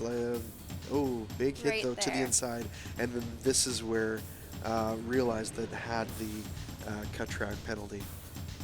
And let's see here. So Uniscornia getting knocked around a little bit, but coming through nice and clean, and extending from the pack there. All right. We've got a shot of our Rotten Apples coaches. That's Iveta Vendetta, Coach Assault, and Coach Wow. Iveta Vendetta is a former Margarita villain. Coach Assault, former hardcore player, and Coach Wow currently playing for the Margarita Villains. We'll see her later on tonight. So there's a team timeout underway. The Rotten Apples are using another one of their timeout opportunities to probably take a breather, I would say. This is kind of the last-ditch effort now. There's only 2 minutes and 3 seconds remaining on the clock. I don't ever like to call a game done before it's done, but it's going to be really hard for Rotten Apples. In fact, it would be record-breaking for them to catch up to this lead here in what could be the last or second to last jam. But I'm sure what we'll see is that they're not going to give up. They're still going to give it their all until the very end. Absolutely. I fully expect that from both of these teams.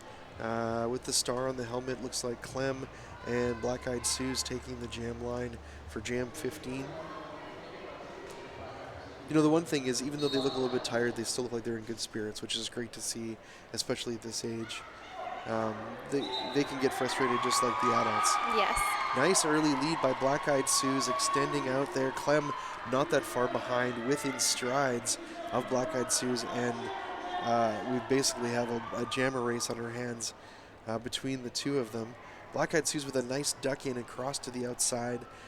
Didn't make a huge position difference overall, but did seem to have that lead. Now Clem is chipping away at the Rotten Apples defense. Last but not least, Terminator has to come. Clem has to come past Terminator. Doesn't quite work out that way.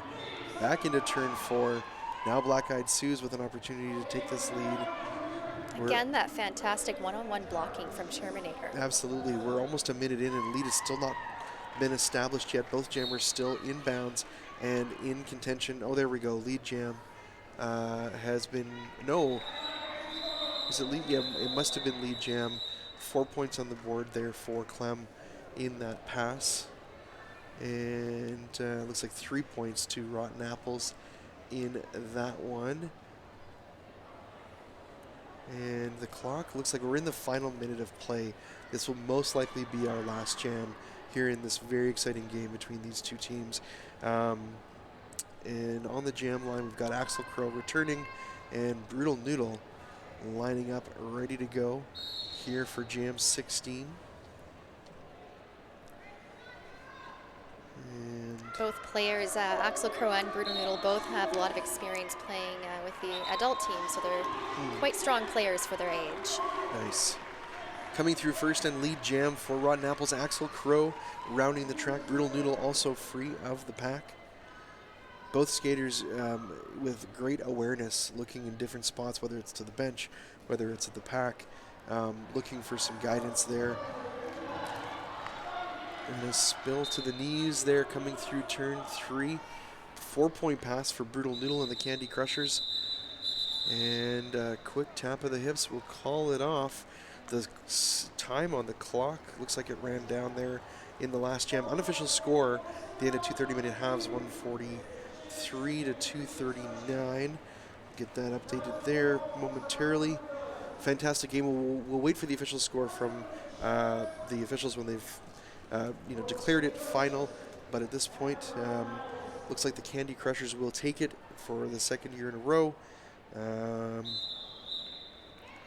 And that extended whistle means that that is the official end of the time. Great to see the sportsmanship of the teams cheering each other on. And yeah, absolutely. we'll see the team cheer now. The teams will take a bit of a round and get some high fives from the fans here before they finish it up. Nice game by both of these teams. Candy Crushers dominated from the very beginning. We didn't see any lead changes, which is too bad, because I think the Rotten Apples really did have a chance to sort of keep within proximity to the Candy Crushers. They were bested today.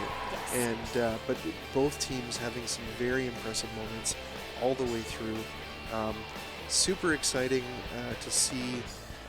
Thanks for tuning in for this one. Coming up, we've got our senior game for Eves of Destruction. It's inter-league teams that are playing together. Tell us a little bit about the matchup. Sure, so tonight we're going to see two of the Eves of Destruction's house teams going head-to-head. We have the Bells of the Brawl versus the Margarita Villains. These are two teams that train together quite regularly, so it'll be really interesting seeing them to go up against each other. And who's the reigning champion in this matchup? Well, the Margarita Villains won last year in a decisive victory, so they're looking pretty strong again this year. So the Bells of the Brawl have some work cut out for them, but don't count them out because they actually have a couple of new draft picks. Awesome. So one of these two teams is going to take home the Calamity Cup. We're really excited. Can't wait to find out who will take it this year. So stick around. That's coming right up. Okay, welcome back here to the first half of the Bells of the Brawl, taking on the Margarita Villains, 2017 Eves of Destruction at the Archie Browning Arena in Esquimalt. I did it. You did it. I did it. Let's introduce the teams. We'll take care of a couple other things in just a minute. All right, so being introduced around the track right now are the Bells of the Brawl. Currently you see Creeper Sutherland with her hands up in the air being announced. We've also got Dark Knight. There's Rumblebee. And there she is, Ruby Roughhouser pointing at the crowd. Cleopatra, veteran skater for the Bells of the Brawl, one of the longest standing members of the Eves of Destruction. We've got Choka there waving to the crowd. Number 73, Tombstone in the front of the pack there. And that's Haul-Ass Hannah with the arms up in the air. And Natural Disaster, number 95 at the back of the pack. Those are your Bells of the Brawl, and on the coaching staff, we have Wade, Banshee, and Slamma getting high fives right now. Now, were there a couple of bells that we kind of missed at the beginning there? Yeah. We missed Regrettal, number 0. Number 2 is Rosie the Ruiner. 24 is Nailer. 27, Courtney Shove. And then 29, Pile Driver. I think that completes the list. Did we mention Creeper Sutherland as well? Indeed, we did. Okay. Now we're going to introduce the Margarita Villains in black. All right. The opponents, the challengers for this cup. All right, and that's Tanya Cheeks waving to the crowd. Number 107, Roadhouse Brews, formerly from Calgary Roller Derby. Yeah. We have Fondles there. And the Wife of Wrath, number 1166. 250, Shovebug in the gold helmet there. Number 369, Bettina Slay, co-captain of the Margarita Villains. And that's number 505, Tina F. Lawless. Churokya, waving to the crowd there, number 506. We got number 59, Artemis Prime. Number 711, Phenomadon, waving to the crowd. And next we've got number 751, that's Frank's Red Hot at the front of the pack there. Number 789 in the white helmet, that's Felix the Brat. 83, C3PO. And we got number 96, No Mercy. Those are your Margarita Villains. Our alts are Zilla and the Frenzy. And the coaching staff waiting on the sidelines there, about to get some high fives from their players, are Hudson Smack, Captain Nick, and Fury S. Faff. Yeah, so you had mentioned Roadhouse Brews. Actually, Roadhouse is from my home league, the Calgary Roller Derby Association. Came out here this weekend for the Eves of Destruction 2017 final game of the season. The defending champions here are the Bells of the Brawl. The score last year was 186 to... Oh, sorry, my mistake. The Margarita Villains are the champions from last year, 186 to 129. The Bells of the Brawl are the challengers as we get into this game here. Now, one of the things we missed in the first half, I want to just make sure that we mention this, that the Eves of Destruction acknowledge and thank the Lekwungen First Nation in whose traditional territory we work, live, and play. We want to make sure that we give a shout out in that regard. Now we're into the action here. Right off the line, our jammers are We've got Choka, number 73, Tombstone for the Bells of the Brawl, and Tina F. Lawless for the Margarita Villains. Okay, so now Frank's Red Hot getting in the way there of Bells of the Brawl jammer. Lead jam here coming out of the pack is Tina F. Lawless, and rounding the track now. The pack coming into turn 3 with the jammers on the approach here. Nice speed by the pack coming into the starting zone. A quick pass and a tap will call it off, putting first points on the board. What will be the result? Looks like 3 points to the Margarita Villains to finish off that first jam. Yeah, so now here's Tina F. Lawless on the approach, looking for the opportunity, finding it on the outside, a quick pass past Pile Driver and a tap, and calls it off. And on the jammer line, we have Hall as Hannah for the Bells of the Brawl. And looks like we've got No Mercy for the Margarita Villains. Both jammers into the action now. A pivot line start for the Bells of the Brawl. They're taking their formation right up front, expecting the jammer to make their way already up there at the pivot line. Getting forced to the outside and returning back behind the jam line is the Bells jammer. Struggling against the defense there, Tanya Cheeks with big shoulder hits, and then getting forced to the outside again for Halas Hannah. Through first and lead jam is No Mercy on the Margarita Villains side. The pack has not made it quite into the stretch just yet. Roadhouse Brews dishing out a shoulder hit, slowing down Halas Hannah just temporarily, but not enough to keep that momentum for moving forward. Halas Hannah through. Tanya Cheeks looking to get another hit, and a cut track penalty on Halas Hannah will send the jammer to the penalty box. No Mercy now with a power jam underway. Pack taking position here in turn one. Nice defensive bracing triad here by the Bells of the Brawl. And a pass by No Mercy and 5 points on the board in this power jam. Pack standing still. Nice offense by the Margarita Villains as they split apart the pack for the Bells of the Brawl. No Mercy with a sprint down to the starting zone, and the defensive side, number 69 on the Bells, just could not, Slayapatra just could not catch up to No Mercy in this one. A reapproach again here in turn one. No Mercy finding an opportunity on the inside, a bit of a tap and a call off to finish off that jam for an additional 5 points. No Mercy is one of the Eves of Destruction's top skaters and plays for the Eves of Destruction A team, which is comprised of the top players in the league. Big 20-point jam to finish up jam 2 here. Margarita Villains holding at 23, and Bells of the Brawl yet to score here in the first half of this game. Another pivot line start as we get into this next one, and a power start for Margarita Villains. A quick sprint and down the inside line, but a fall will set the jammer back. Oh, a cut track penalty will put Margarita Villains jammer into the penalty box. That's Felix the Brat. Will hang out there, and we'll have a jammer exchange because serving that penalty from the previous jam, we've got Halas Hannah back on the track now. Margarita Villains positioning up front. Triad led by Tina F. Lawless. C3PO in there as well. And last line of defense by Margarita Villains, only slowing the jammer down temporarily. Lead jam stolen by the Bells of the Brawl. Halas Hannah now has that lead. And Felix the Brat out of the penalty box, down the stretch with a big sprint, trying to make up some time and lost distance.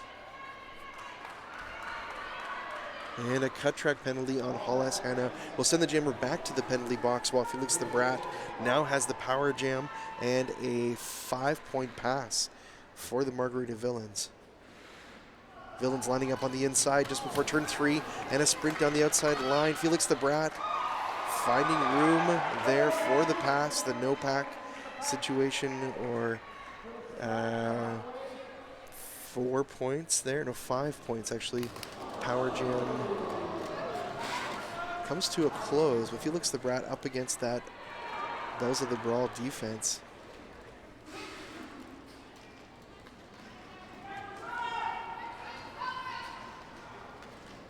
Bells of the Brawl with a triad of their own up front. Felix the Brat getting caught up in that 3. I don't see the other star on the track.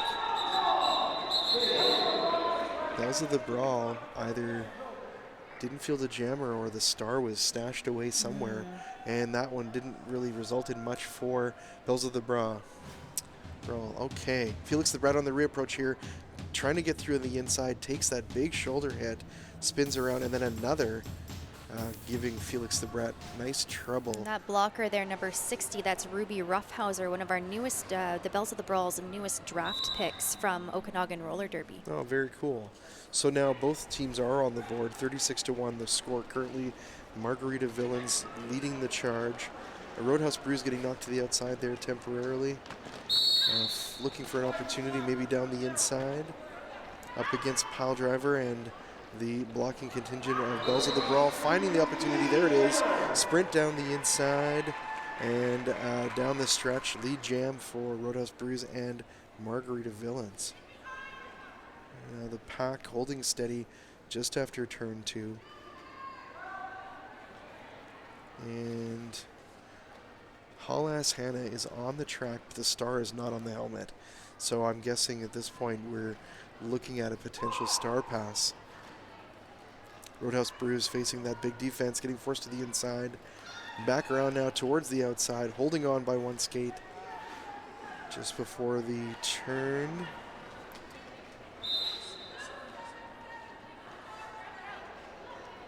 Roadhouse Brews still struggling here before the turn 1. Haul-Ass Hannah back to the penalty box. And I don't see the star. You can imagine Haul-Ass Hannah is probably getting pretty tired at this point. Well, I mean, if you think about it, skating for almost 2 minutes and being constantly bombarded, hit as you go, has got to be tough, especially when you're trying to get that star over to the pivot and continue on. All right, so taking another look here at this pass by Roadhouse Brews, eyeing up the inside of that line as Bells of the Brawl getting forced to the outside in turn 2, and Roadhouse Brews comes through for that one before the tap. Power start for Margarita Villains. Jamming is Shove Bug. Haul-Ass Hannah in the penalty box, serving the remainder of that penalty from the previous jam. Lead jam and a power jam underway for the Margarita Villains. Shove Bug on the reapproach now. Bells of the Brawl with a stretched 3-wall. No match for Shove Bug, who passes the pack. Haul-Ass Hannah now with his, donning the star, back on the track into that 3-some by the Margarita Villains. Meanwhile, Shove Bug stretching away from the pack and points in hand. Shove Bug getting forced to the outside in the stretch, having to return back. And we've got Haul-Ass Hannah down on the ground. Looks to be in some pain. Yeah, so medics will head on over there and check that out temporarily before we get back to the action here. All right, so looks like Hannah is out of the game. You guys saw the injury there before we cut away. We're going to take There's another that fall look and at a it. twist. Yeah, messy looking injury. A little closer look.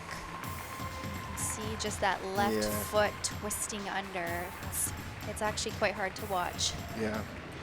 Well, Haul-Ass Hannah had good spirits though, and the skaters in the crowd gave a nice round of applause as they're taking her out of the arena. 5 jams in, and just under 21 minutes remaining here in the first half of this game. Something like that is hard for your teammates to see too, because you get really close and form close bonds and are great friends. So it's really hard when you see your friend getting hurt like that. So they're really going to have to, try to shake that off and maintain their focus again. Yeah, I mean, especially here because we've got 2 teams that are part of the same league. They see each other. They probably practice together at some point as well too. So it's not just a matter of a visiting team where somebody has been hurt. This is like we practice, we play, we work together to build this league. So, and you would have seen when she went down, opposing players were there to make sure she was okay as well. So you see that camaraderie there between the 2 teams as well, as you mentioned. Yeah, very true. So now the officials giving the skaters an opportunity to sort of take the track, do a couple spins here before we get back to the action.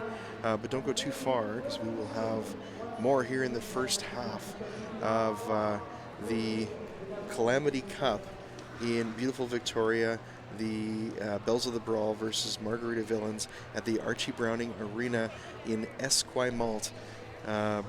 British Columbia here on Vancouver Island.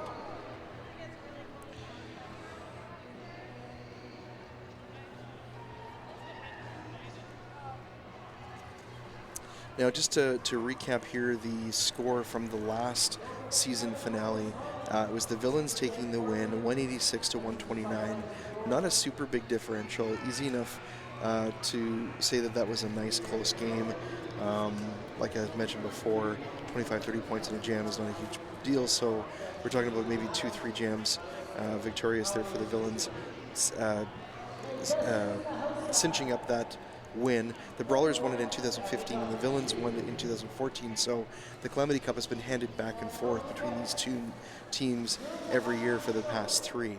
Now, Flat Track Stats predictor says that the Villains will win this game with a ratio of 28 to 45. So we'll see how that plays out. The current rankings for both of these teams, the Villains are the number 1 in British Columbia, number 35 team in Canada, and the Brawlers are number 2 in British Columbia, number 61 in Canada. So nice, right here, Vancouver Island, same league, number 1 and 2 in BC. I think that's impressive for the Eves of Destruction Victoria Roller Derby. It is.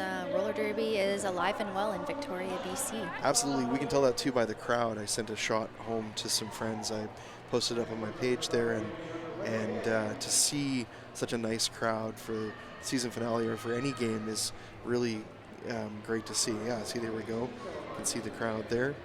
Now it looks like the skaters are getting lined up once again.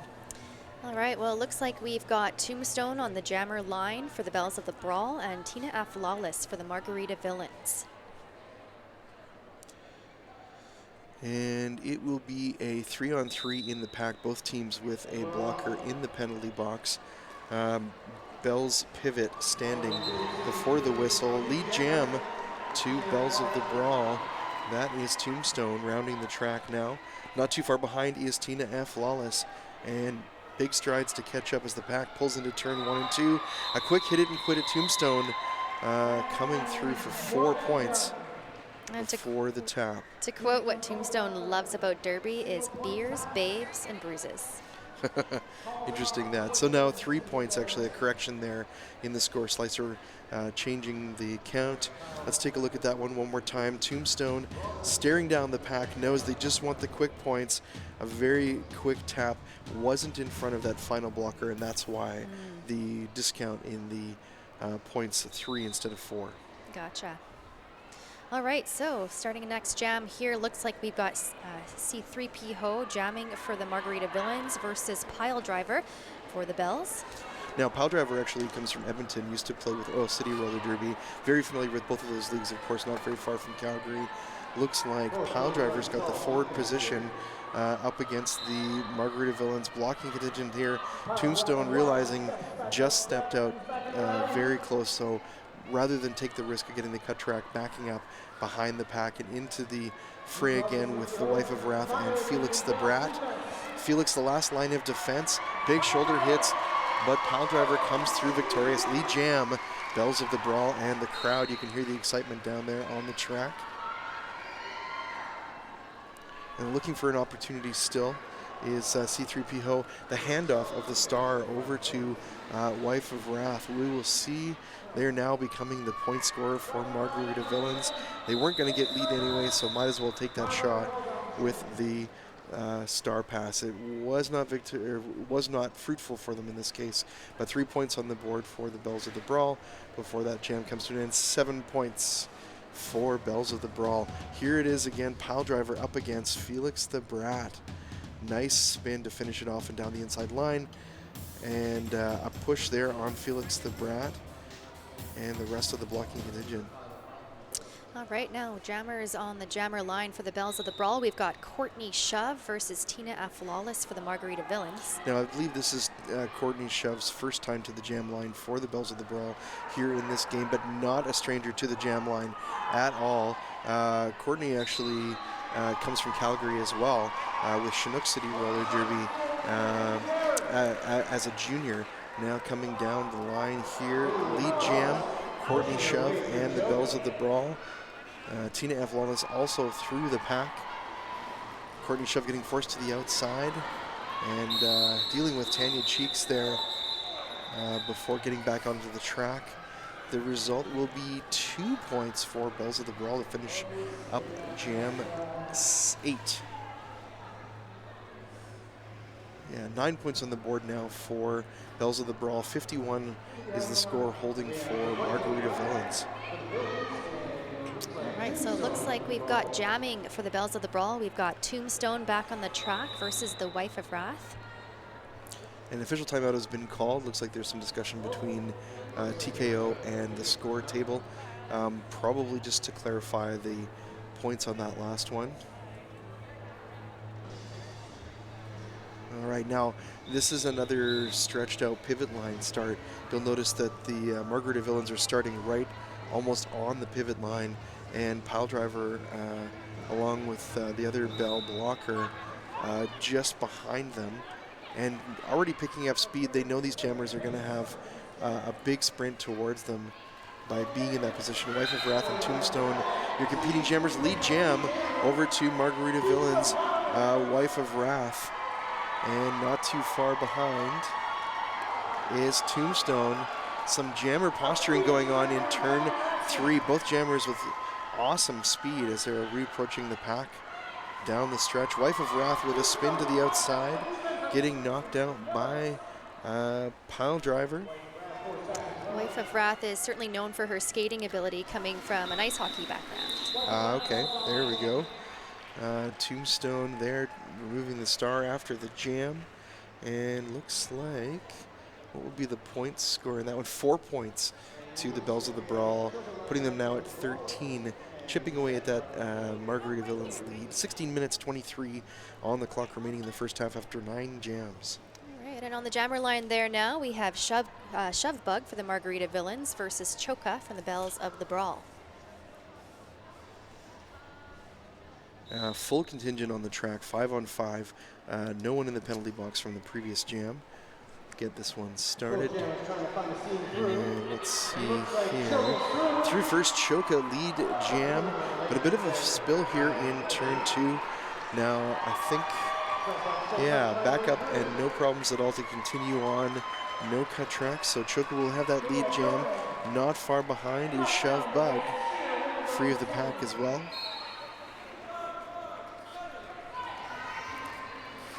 Cut truck penalty being dished out to number 95 on Bells of the Brawl. Natural Disaster will head to the penalty box for 30 right at the end of the jam, so that'll be a deficiency for Bells of the Brawl coming into the next jam. And there's a shot of Choka there, who was named tournament MVP at the recent Derby night in Canada over in Vancouver. Here's Choka coming through and getting one final hit from Roadhouse Brews, putting Choka to the floor there at the last minute. Again up against Roadhouse and Churakia before deciding it was better to just call that one off. Now we're back on the track here. We've got Pile Driver again jamming for the Bells of the Brawl versus Tina F. Lawless for the Margarita Villains. Now it's a 4-on-3 pack advantage here for Margarita Villains.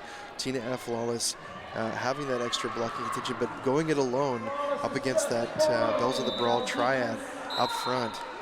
Tombstone in the blocking contingent as well. And separating from the pack, Pile Driver. Oh, a cut track penalty. Pile Driver will sit in the penalty box here for 30. Tina F. Lawless struggling a little bit.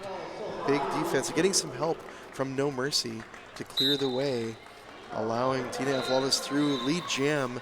It took almost a minute for Lawless to get that lead jam, now coming around as the pack comes into turn 3 and 4. Tina F. Lawless also on the Eve's A team, so has been ranked as one of the top skaters in the league. No doubt, and we're seeing this here as Tina F. Lawless makes it around the track very quickly. The pack stretched way, way out. Obviously, Margarita Villains seeing the opportunity with only 2 blockers on the track to stretch that out and making an easy pass. Tina F. Lawless, 5 more points on the board. Meanwhile, Pile Driver back on the track and facing the Villains defense here in turn 2. Final line of defense from No Mercy. slowing down Pile Driver temporarily. Let's see, 2.5 Lawless with 4 additional at the end of Jam 11. All right, and lining up on the jammer line now. Looks like we have some highlights to see. Okay, so 2.5 Lawless with a bit of a deke there to the outside, and only 2 blockers on the track to hold back. 2.5 Lawless again, Tombstone, trying to get a last piece on there before the tap and the call. All right, here we go with Courtney Shove and Frank's Red Hot.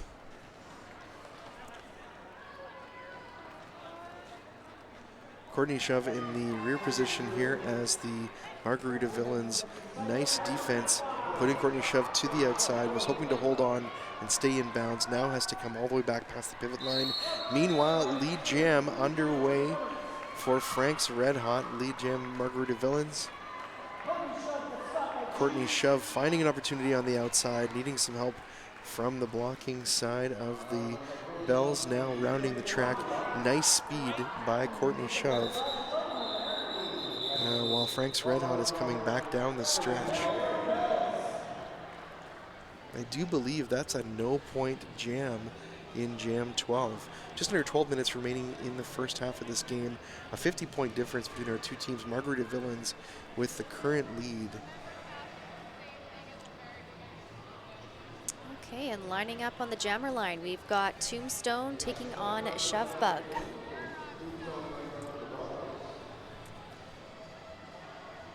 We've seen both of these jammers already. I think we may have even seen them up against each other. Nice early lead established by Shove Bug. Separating from the pack. Tombstone with a bit of a hop over the apex there. And a nice pass by Tombstone. And another jump over the apex. Shove Bug rounding the track as well. First points in this Jam 4. Tombstone looking for points of their own. Also past the Margarita Villains blocking defense. Shove Bug taking a spill to the inside of the track there. And a quick tap at the hips will call it off. Put on a jammer show. That's right, yeah. 4 points apiece for our teams here at the end of Jam 13. And that'll mean that our differential is still the same, 50-point difference between our two teams. Let's take a look here again at that last jam. There, Tombstone finding the opportunity to do the apex jump, almost a cartwheel over C3PO to pick up that pass. And there is where Shove Bug getting forced to the inside and having to come back around. So we're looking now at Choka on the track there, lining up on the jammer line. Now, interestingly, I've noticed that there's a bit of a score correction here. It's no longer 69. It looks like the Margarita Villains did pick up a single point in that previous jam. Now the score is 70-19, and an official timeout is underway. The officials having some interesting conversations down here on the track.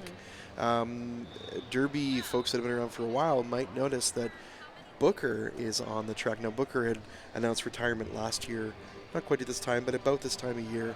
So it's interesting to see him on the track. I was talking to Farokin A, a.k.a. Puma, earlier today, and she said that she asked Booker to come out and help tonight, which is so it's really great to see him back on the skates. All right, so here we have Choka trying to break through the pack there and taking on No Mercy of the Margarita Villains. Bells of the Brawl with that forward position into turn one, just past the pivot line now. Big struggles by both of these jammers to find their opportunity. And No Mercy will come out first. Has that lead jam, but still had one blocker to deal with. Lead jam, Margarita Villains. And let's see, a star in hand. Now on the head of Choka. Oh, I see, it was a star stash. So Bells of the Brawl doing what is commonly referred to as a star stash nowadays. We're trying to trick the other side to think that I'm going to pass the star cover. Kind of makes you invisible too. A little bit, yeah, for sure. So looks like the coach from the Villains is stepping to the line. It's Captain Nick there. That's right, with the... Okay, get back to that momentarily. Choka looking for an opportunity here on the track. There's the star stash. thinking, oh, I see, it was an attempted pass over to Piledriver, but once Choka had passed Piledriver, decided, I'll just keep it and roll with it. It didn't really quite amount to much, but it was a nice attempt. So now, you said Captain Nick Yes. is out there, had the O symbol out, meaning that they're requesting an official review, maybe challenging a call from the previous jam. Both teams would get an opportunity to do an official review once per half in the game. Now, that being said, if the review is successful, the officials decide, yes, you're right, this is the way it should have gone. They can retain that review over and over and over again, but it's kind of a risky play. If you don't have very good reason to call an official review, you might want to hang on to it. And in fact, in some cases in tournament play, we've seen teams use their official review as a timeout. A nice strategy play if they're falling behind and they need that extra time. So now the officials are going to have a little bit of a chat, review the official review there, and we'll get back to the details soon. You see Naylor there on the screen with Captain Nick, and Naylor, fun fact, has the least number of penalties on the team. Yeah, well, the captain of the team as well, and I think that probably comes in handy because it's tough when you lose a captain to fouling out. For those of you who are not familiar with Derby, if they get 7 penalties in a game, they actually are considered fouled out, and they have to leave the game at that point. So a nice asset to have in a captain of the team. Okay, so 14 jams done. The clock is stopped at 9:41 here in the first half. It's 71-19 for Margarita Villains. The ratio did predict that earlier, but we're still in the first half, and you never know what might take place in the second half. Looks like Frokane is having the discussion with the teams, and we'll find out momentarily what the result of that official review will be.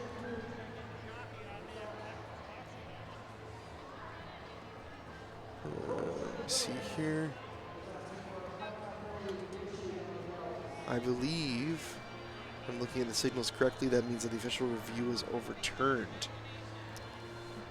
So that will mean, if that's the case, just going to try and confirm this here momentarily, but if that's the case, that means that Margarita Villains will no longer have an official review available to them here in the first half. All right. So it looks like we're back to action here. Lined up on the jammer line, we have Courtney Shove taking on Felix the Brat of the Margarita Villains. Looks like Courtney Shove has made her way through. And big strides around the track here to catch up to the back. And also through Margarita Villains jammer. Felix the Brat rounding the track as well. Courtney Shove up against Tanya Cheeks here in the stretch on the far side of the track. A quick hit it and quit it for, how many points did Shove pick up there? I don't see, I guess they're discussing here how many Shove points is actually one of the youngest players on the Bells of the Brawl team. Originally came to the league from Calgary, as you had mentioned, as a junior player with the Apples, then moved to the Hardcores, the Brawlers, and is now one of the A-team skaters. Right, so we're watching Courtney Shove here on the approach. Room being made by the teammates. Nice shoulder hit by Tanya Cheeks. Slowing down Courtney Shove, decided easier to just call it off and reset. Now I do have an update on that official review that was happening. Black was actually requesting for a track cut on blue that was not called. By the indication on the scoreboard, it shows that that was overturned, as we mentioned before. So now jamming on the track, we've got Fawn Dolls, which is a new jammer for the Margarita Villains, up against returning jammer Tombstone. Tombstone with a sprint down the inside on the stretch, lead jam for Bells of the Brawl.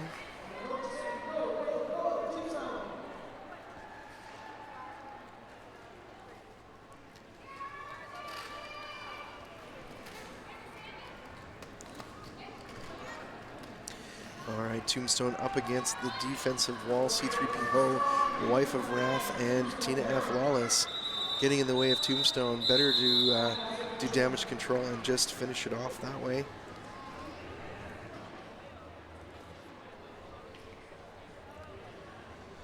Okay.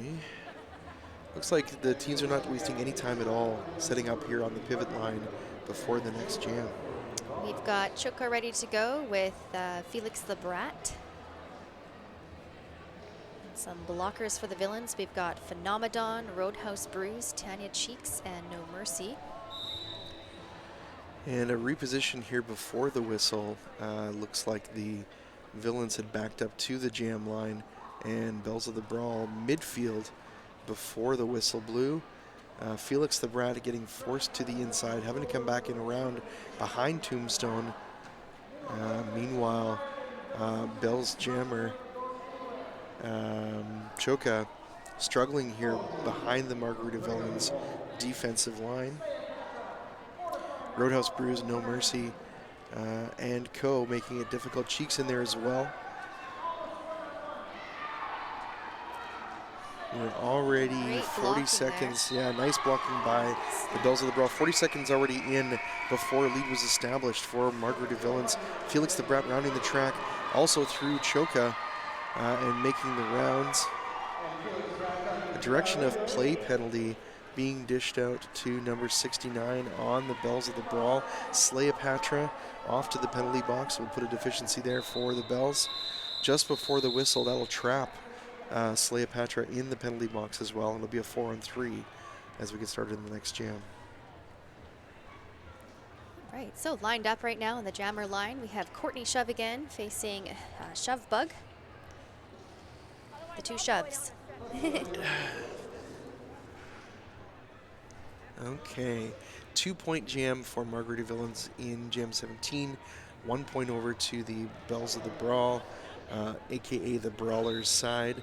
And trying to do quick announcer math, but it's not working out. We're about 50 points differential here between our two teams. Courtney Shove with a big sprint down the outside in turn one, lead jam Bells of the Brawl. And there we go. Shove Bug also through and ready for points. Courtney Shove back into the mix, into the pack, and another quick hit it and quit it. Taps the hips. What will be the result? 3 points to Bells of the Brawl. Now, you know, I know it's only 3 points. She's only getting 2, 3, 1, whatever that happens to be. But I think the Bells are really looking at this as a long game. Let's take a look at the action from this last jam. Courtney Shove on the approach, and here it is, seeing that outside line up against Wife of Wrath, and Frank's red hot, and then a quick tap. That'll be it for 3. Nice play by the Bells of the Brawl and Courtney Shove. Right, so jamming for the Bells of the Brawl is Dark Knight, and Dark Knight actually comes to us from Montreal Roller Derby. Oh, okay. And is one of the newest draft picks for the Bells of the Brawl. Very cool. First time jamming here in this game as well for Dark Knight, up against that No Mercy defense. And struggling there as well past Natural Disaster. And the Bells defense there. Bettina Slay back in behind the pack one more time. Dark Knight still struggling a little bit. And looking for an opportunity past Roadhouse Brews and the Margarita Villains. Bettina Slay into the stretch here on this side of the track, but finding it very difficult to get past the Bells defense. And both jammers struggling with kind of the same issue here in this jam. Nice triad forcing Bettina Slay to the inside.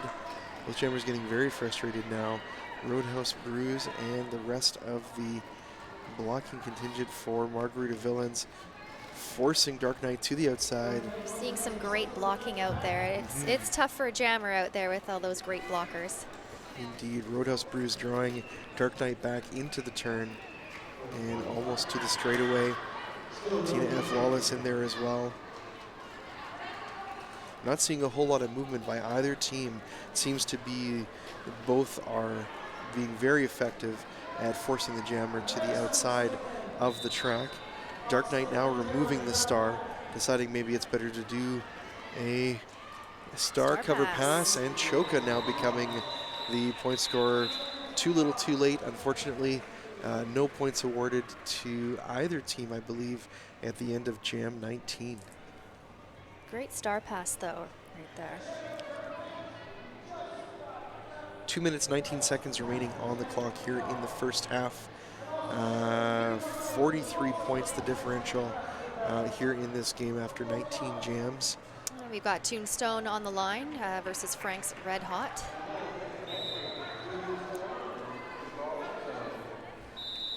Pack stretched all the way out past the pivot line. I think the Villains are looking for a no-pack situation, allowing their jammer to pass freely. It's not kind of going, I think, according to plan just yet. Naylor and Pile Driver awaiting Frank's Red Hot there in turn 1. Frank's Red Hot tiptoeing along the inside of the turn and lead jam Margarita Villains here. Tombstone with a big smile on their face, looking for an opportunity and a bit of a twist there into the pack. Down the inside line, now has the pass, but no lead for the Bells of the Brawl. Now, a multiplayer block was issued to number 708 on the Margarita Villains side. I think, is it 708? Let's see here. Oh, that's Felix the Brat. Oh, I'm sorry. So 789, Felix the Brat taking the penalty box seat. It'll be a 4-on-3 pack advantage for Bells of the Brawl coming into the next jam. Now let's take a look at this last one here. Frank's Red Hot back and forth. Tombstone and Pile Driver making it very difficult, but cutting off is Frank's teammates, giving an opportunity for that inside tiptoe for Frank's Red Hot. And now up against Pile Driver. And there you are. All right, and we're back, and Courtney Shove has the lead for the Bells of the Brawl, being trailed by No Mercy of the Margarita Villains. Another quick jam Calls it for off. Courtney Shove, hoping to pick up Little Ones. And what will be the result of that one? Some discussions on the track. I think Booker and co are checking that one out. Some signaling from Courtney Shove right into the defense, past one, past cheeks, and then a slide to the knees and a tap. And that's probably why the officials are having that discussion. Looks like 4 points will be the result for that one, putting their score now at 34 at the end of the 21st jam. Now, the clock from here on the scoreboard says 0, but because they're not clearing the track, looks like a timeout has been called by the Bells of the Brawl. Nice effective strategy to get one more jam here in the second half. They need it before they come into the half and reset their strategy. 21 jams complete, as I mentioned. 77-34 is the current score, and we'll get one more jam here in the first half after some quick discussions on the track and a quick timeout for Bells of the Brawl. We're looking at now Naylor, Natural Disaster, and Ruby Roughhouser there for the Bells of the Brawl. Again, as mentioned, Ruby, along with Dark Knight, one of the newest draft picks for the Bells of the Brawl. Ruby coming from the Okanagan Roller Derby League. Very cool. Some menacing makeup there, too. Yes. I'm terrified. Yes. Terrified. You can only imagine what it's like being on the track. I think Somebody's that's the staring point. at you like that. Yeah, for Yes. sure. All right, now the whistle blows here for this jam. And we're in jam 22. Looks like we've got the Wife of Wrath jamming for the Margarita Villains versus Pile Driver. Both jammers seeking opportunities here for a pass. Natural Disaster and Naylor making good use of that inside line to block Wife of Wrath temporarily, but now lead jam to Margarita Villains. Pile Driver getting forced to the inside, now having to come back in around one more time. Wife of Wrath passes with 5 points. Pile Driver is still seeking that initial pass. Again, getting forced to the inside and having to reposition back to turn 2. Wife of Wrath, meanwhile, 5 more points. That jammer lap point included every time the pass because Wife of Wrath is passing Pile Driver. I spoke too soon. Looks like Pile Driver has now passed the pack, and a a very gentle hop over the apex for Wife of Wrath to finish off the final jam in the first half. 9 points will be the result for Margarita Villains, 86-34. As we leave you at the half, we'll be coming right back very shortly for the second half of this matchup. 2017 Eves of Destruction final game. I'm Stay Puffed. And I'm Bad Boys. And we will be right back. Who decides to put the star back on, continue on as the point scorer, foregoing the, or didn't have the lead anyway in that first jam. Let's see, points, 3 points will be the result for the Margarita Villains here in the first jam of the second half. All right, and, looks like we got lined up right now on the jammer line. We've got Courtney Shove for the Bells of the Brawl and No Mercy for the Margarita Villains. What looked like it was going to be a pivot line start, then both teams decided to back up. Nice early lead by Margarita Villains. No Mercy taking the charge. Courtney Shove looking for an opportunity up against Wife of Wrath, and a defensive line there from the Margarita Villains. No Mercy getting pushed to the outside, back in though, and now to the inside, and a penalty call on No Mercy. Cut track will put the jammer in the penalty box. Courtney Shove with a power jam now underway. Does not have lead though. I don't know if Courtney's made the initial pass, to be honest, in this one. Big hit by Roadhouse Brews, knocking Shove to the outside one more time. Reset back into turn 2 in an opaque situation. Oh, interesting. An out of play hit on number 260 on the Villains side. So 250 Shove Bug will head to the penalty box, as will Courtney Shove. Now a power jam underway for the Villains. Tanya Cheeks and Roadhouse Brews at the back of the pack. No Mercy coming through with star in hand. So points will be 4 for No Mercy, who's now rounding the track. Margarita Villas taking the inside line. Cheeks and Roadhouse Brews making lots of room for their teammate as the Bells of the Brawl wall up in anticipation of Shove back out on the track.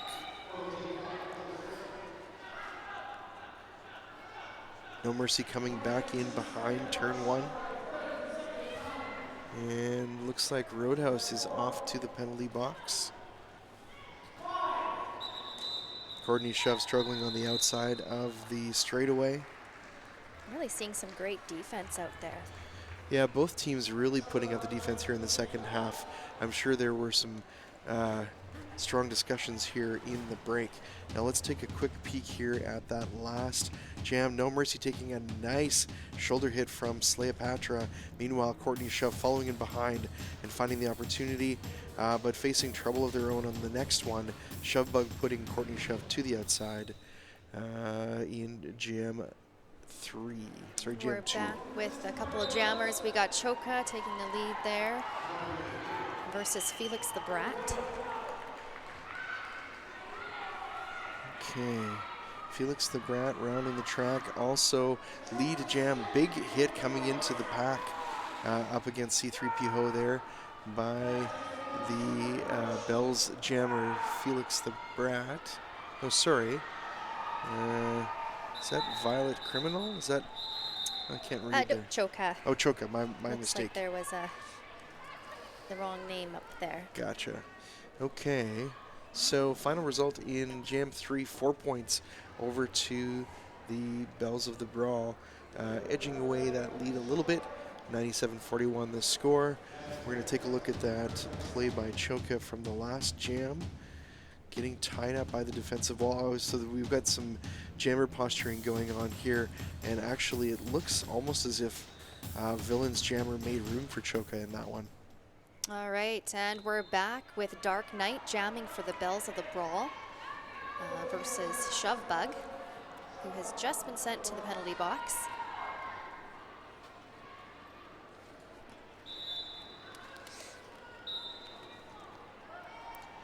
Okay, and Dark Knight getting forced to the outside, having to come back in around, and looked like there might have been a forearm penalty. I didn't see who received that one, but Dark Knight now getting forced to the inside, coming back in around, almost at, ooh, big hit by Tina F. Lawless on Dark Knight. The wife of Wrath also getting in there with cheeks and making really tough work for Dark Knight to make the pass. Shovebug rounding the track now, does not have lead, but is donning the star.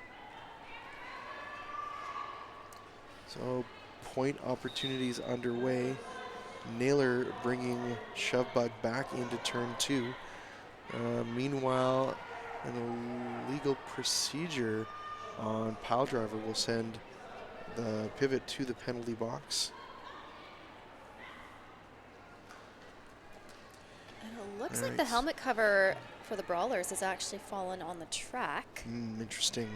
That could be a bad sign for the Brawlers in this one. 4 points on that last pass for Shovebug. And Dark Knight now heading to the penalty box with the star in hand. Not a good sign for the Brawlers in this one. Shovebug now removing the star, interestingly enough, handing it off to Wife of Wrath, who's now looking for an opportunity past Piledriver, and the full 2 minutes must have elapsed there at the end of that jam. An official review is being requested by the Brawlers. 6 points in that last jam, bringing the Villains past the 3-digit mark now at 103. 22 minutes 48 remaining on the clock.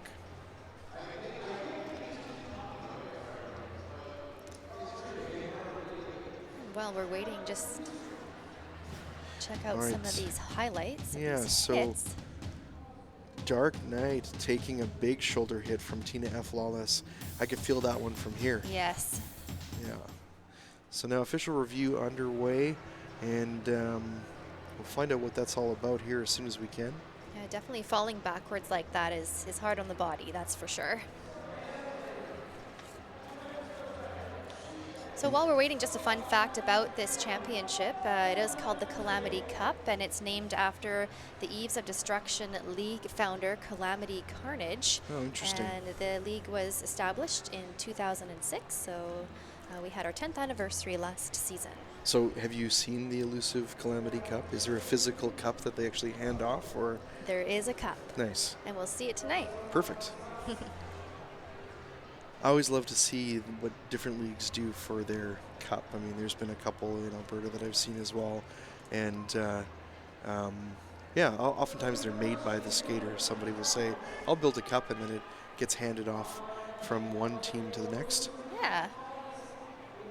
Yeah, the Eves Calamity Cup is kind of a fancy looking trophy.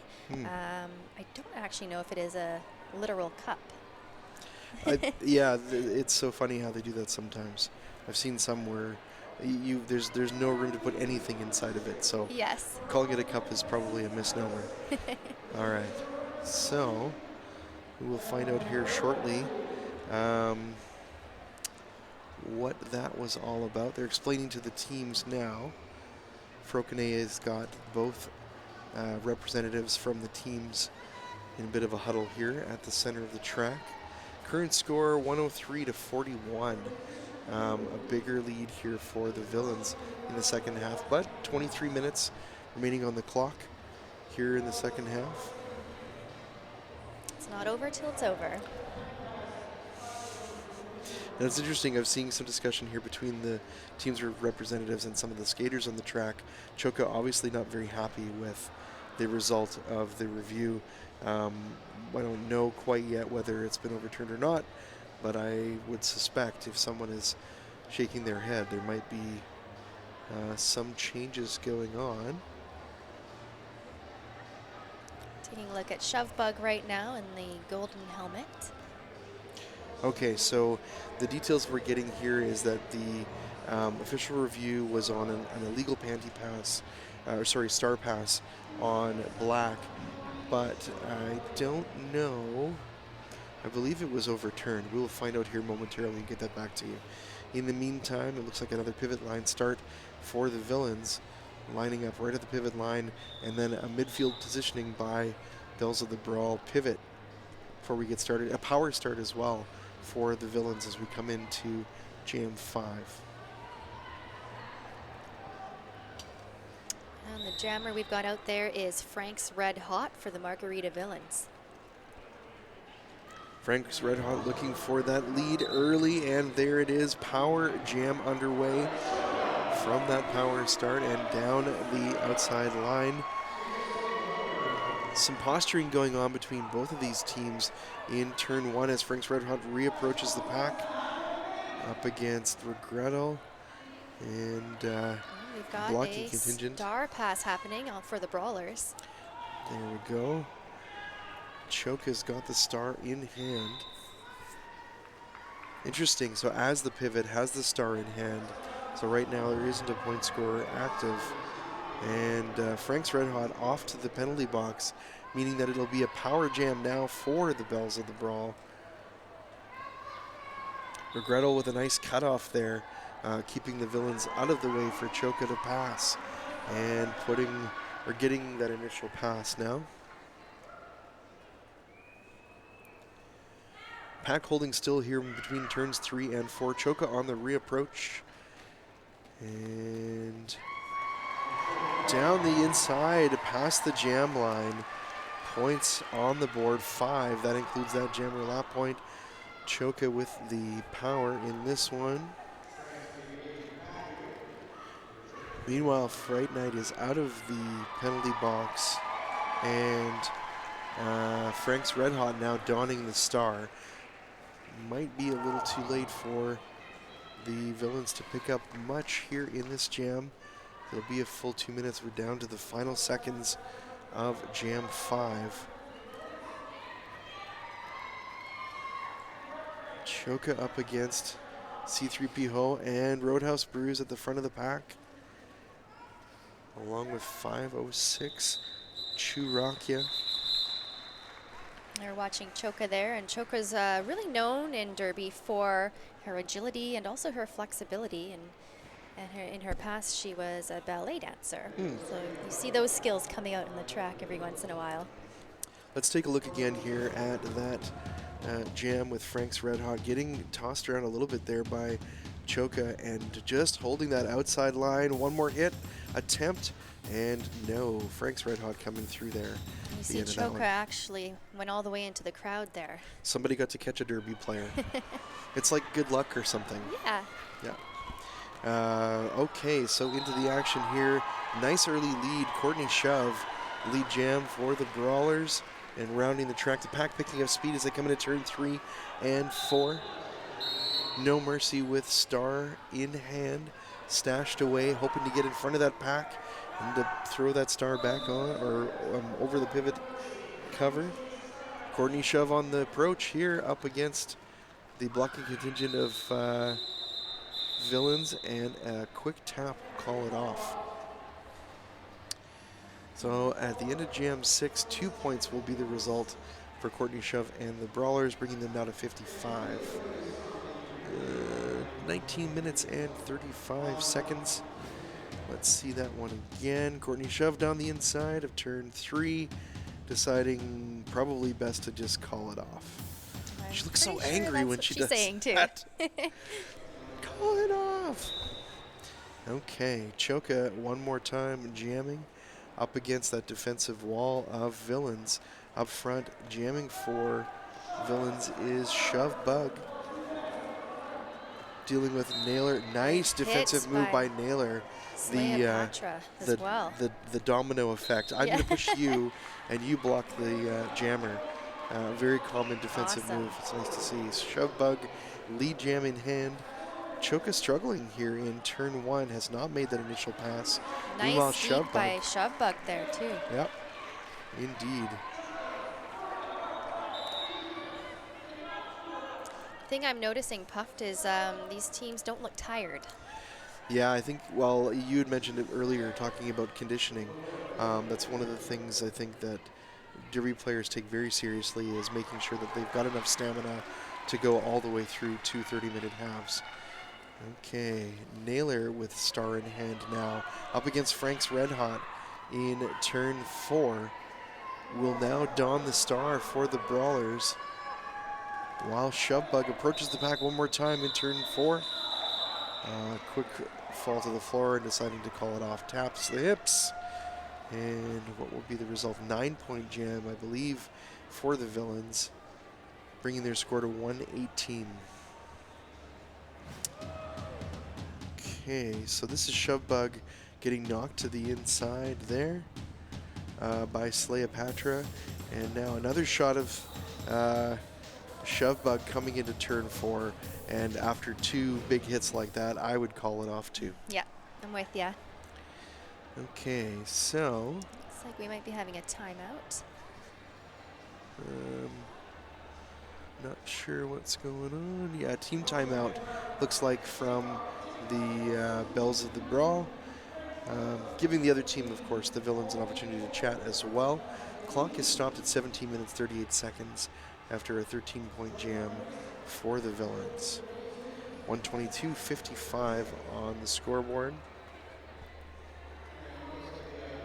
Now, the score currently is looking much like what the predictor indicated, which was 28-45.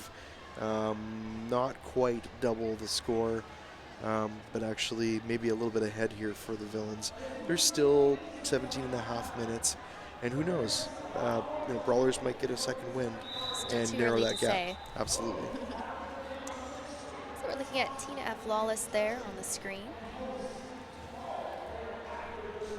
Margarita Villain and Eve's A-team member, as well as mentioned before, as one of the top skaters ranked in the league. And now in the jammer line, we have the Wife of Wrath jamming for the Margarita Villains, taking on who looks to be Tombstone for the Bells of the Brawl. Indeed, so into the defensive wall there is Wife of Wrath, looking for an opportunity, getting forced to the inside, and because the blocker that took out Wife of Wrath also headed to the inside, allowing the jammer to pass freely and legally. And the opposing jammer, Tombstone, still looking for an opportunity, fighting that defensive wall up front in turn 3 and 4. A cut track penalty being issued to Bells of the Brawl, Rosie number the Ruiner. 2, Rosie, and Wife of Wrath on the reapproach into turn 4, just past the jam line now. Great skating out there by Wife of Wrath. Tombstone with an easy pass coming out of the pack in turn 1. And the pack shot here, Wife of Wrath easing back past the pack with a tap and a call off for another 4 points. I think 14 is the score in that jam for Villains. No score awarded to Bells of the Brawl in that one.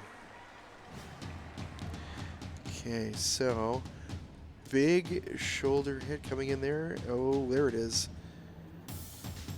On Wife of Wrath, forcing the jammer to the inside. That hit from Ruby Roughhauser of the Bells of the Brawl. Mm-hmm.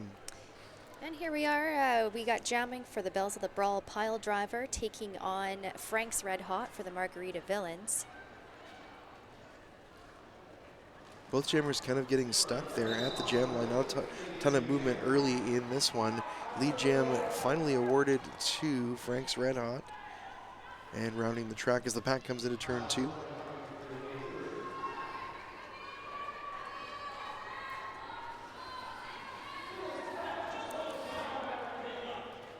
Frank's Red Hot with a cross into the defensive lineup. Regrettal and Choka, causing Frank's Red Hot to really work for that pass and those 4 points. Pile driver with issues of their own up here. Cheeks doing great defensive maneuvering in front of pile driver. Naylor and Regrettal trying to get a last piece on Frank's Red Hot. Unsuccessful. 4 more points to the Villains.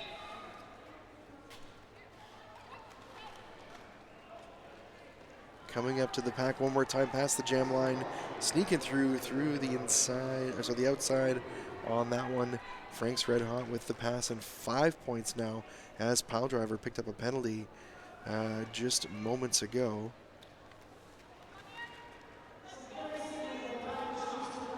Frank's red hot positioning on the outside of turn 2. Rosie the Ruiner along with Regrettal and Choka. Nice bracing here we're seeing on the track. Keep Frank's red hot at bay. A nice hop to the right and enough room to just make it past the pack there. Pile Drivers back, forcing their way through the pack right now.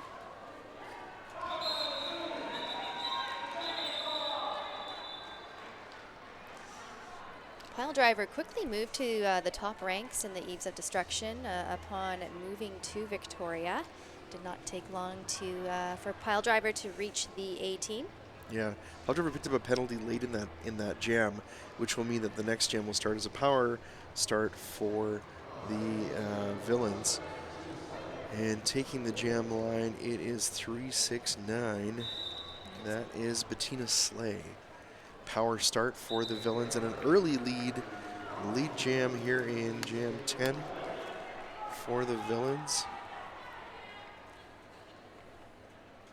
And pack hasn't really made it past the pivot line. Brawlers lining up, awaiting the return of Bettina Slay. Ready to get in front of that jammer. And getting forced to the outside temporarily. Pile now Driver's back into back that. on. Okay. Both jammers facing stiff opposition here in turn 2. Pile Driver now finally past the pack. Has that pass. Very intense look on Pile Driver's face. Hoping for some additional points here before the whistles. And 3 points to the Villains to finish off jam 10. And you'll see Pile Driving using the spread eagle move a lot when jamming. So that's with the heels touching and the feet turned out to make them as narrow as possible to get through the line. Yeah, that's an effective offensive move. Pile Driver on the approach and a big shoulder hit on Churakia, as well as No Mercy. And taking no prisoners coming out of that one. All right, it's on now. We've got Tombstone jamming for the Bells of the Brawl, taking on Tina F. Lawless jamming for the Margarita Villains. Tombstone up against some big shoulder hits. And finally through lead jam. Brawlers not too far behind Tina F. Lawless, rounding the track as well. Big strides to catch up to the pack, now moving into turn 4. Tombstone with a quick hit it and quit it, something we've seen a lot from the Bells of the Brawl in this game. Okay, so doesn't look like any points picked up by either team in that last jam. Current score 159 to 57 for the Margarita Villains. 11 minutes and change remaining on the clock here in this game. 2017 Eves of Destruction season finale. What an exciting couple of games we've seen, and we still have another few minutes to go here before we call it a night. Courtney Shove on the jam line up against Roadhouse Brews for Margarita Villains. Roadhouse getting forced to the inside temporarily. Courtney Shove, problems of their own. Frank's red hot and Courtney colliding just after turn 2. Courtney Shove with a frantic spin to the inside at turn 3, and lead jam in hand. Oh, a penalty being dished out. A forearm, I believe, on Courtney Shove will send the jammer to the penalty box, giving Roadhouse Brews the power jam opportunity here, needing to come through first. And there we go, lead, no, sorry. So I guess what would have happened is that Courtney Shove picked up the lead, but very quickly that penalty followed. That means the Roadhouse has the control here on the track, but cannot call it off does not have lead. So 5 points on the last pass, and into the center. Roadhouse a little bit confused, thinking, I've got lead, don't I? No, unfortunately not. And now another pass. Want to mention, spends a lot of time helping rookie players in the league. Helps Right. train the hardcores team, which is the developmental team in the league. Oh, very cool, very cool. Courtney Shove on the way to the penalty box and a bit of a trip there. But this is the second time into the penalty box in this jam. Roadhouse is going to have to ride this one out as all the way to the 2-minute mark. Oh. I don't know. I'm not sure what happened. Looked like there might have been an injury, but I believe it was maybe not as bad as it appeared. Definitely friends on the track and off the track as well. Okay, so 14-point jam for the Margarita Villains, stretching their lead out even further now at 173. Bells of the Brawl holding, or no, actually picked up one additional point in that jam, 58. Their score, 9 minutes, 20 seconds on the clock. Okay, and we've got Shovebug jamming for the Margarita Villains. And with Courtney Shove still in the box for the Bells of the Brawl. Power jam underway for Margarita Villains and Shovebug.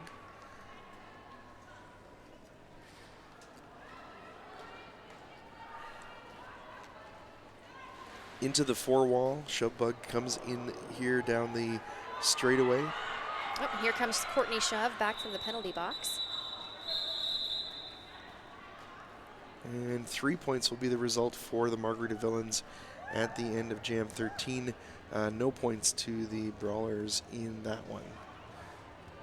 8 minutes 37 remaining on the clock. Lining up at the jam line, Tombstone and Tina F. Lawless. One of the Bells of the Brawl blocker, Rosie the Ruiner there with the blonde ponytail, also plays for the Victoria Co-ed roller derby team. So we also have a co-ed league here in Victoria. Nice early lead by Tina F. Lawless. Has that lead at jam. Tombstone making strides to catch up as the pack comes into turn 1 and 2. Tina F. Lawless with the hit it and quit it, using the Brawlers strategy against them almost by saying, okay, you guys are going to want to play little ones, that's what I'll do too. Yeah. So calling that one off nice and quick. 14 jams complete here in the second half. 7 minutes 40 remaining. And there's Tombstone. It looked like she went down pretty hard there at the end of that jam. Let's watch that here on the replay. Tina F. Lawless finding the opportunity. There it is. Oh, I see. Tombstone was attempting an apex jump and came down hard on one hip. Yeah, definitely have to shake that one off here before getting back onto the track. Definitely. Cheeks taking the star for the Margarita Villains now. We've got Creeper Sutherland jamming for the Bells of the Brawl. Now, is this Creeper Sutherland's first time jamming for the Brawlers tonight? I believe it might be. Lead jam to Cheeks and the Margarita Villains. And Creeper Sutherland removing the star now, looking for an opportunity. Cheeks coming in for the first point pass up against Courtney Shove and Naylor, as well as Regrettal. Requiring some help here to make that pass for the points. Swinging around the outside, past Regrettal, and 5 points on the board for Cheeks and the Margarita Villains. And we do have the Brawlers pivot in the penalty box. That'll mean a 4-on-3 pack advantage currently on the track for the Villains. Wow. Cheeks is trying to make way past Naylor up at the front of the pack and into the starting zone. 5-point pass once again. Choka donning the star now. Just a little too late to do any damage for the Brawlers at the end of Jam 15.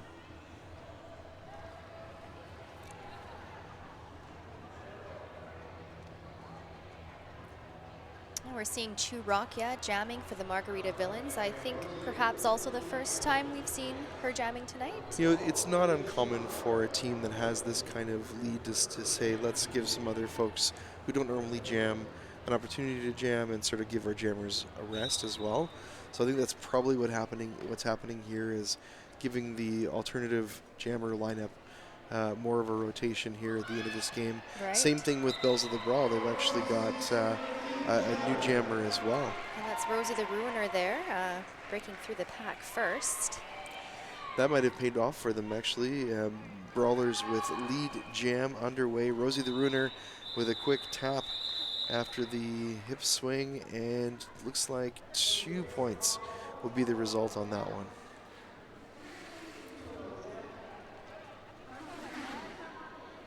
Two-point jam bringing them to 60 points now. The Brawlers, Margarita Villains sitting at 186, no change in score in jam 16.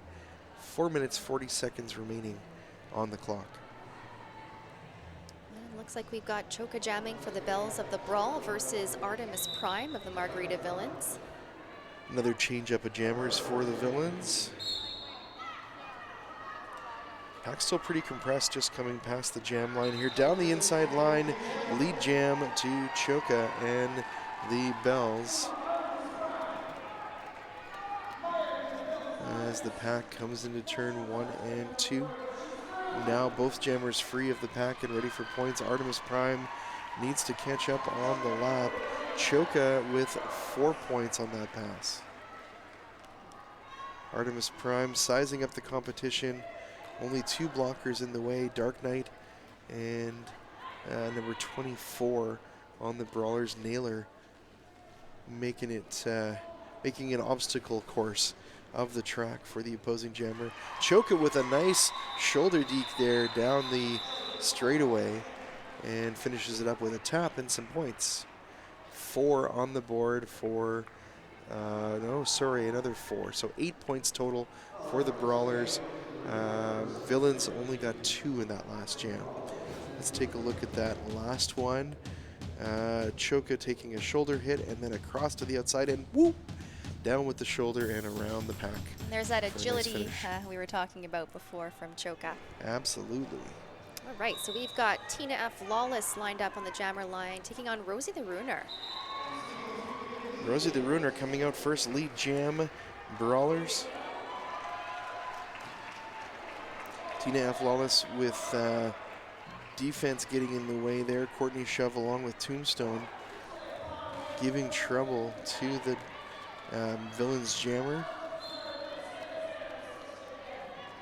Now, Lawless has taken the star off, so now that the lead is no longer an option, taking the star off and a bit of a star stash there before coming out ahead of the pack once more.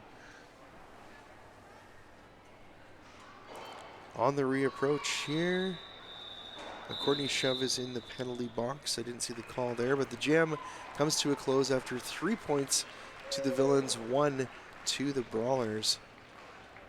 As we approach the final 2 minutes of play here in this game, an even Steven 18th jam, 3-3.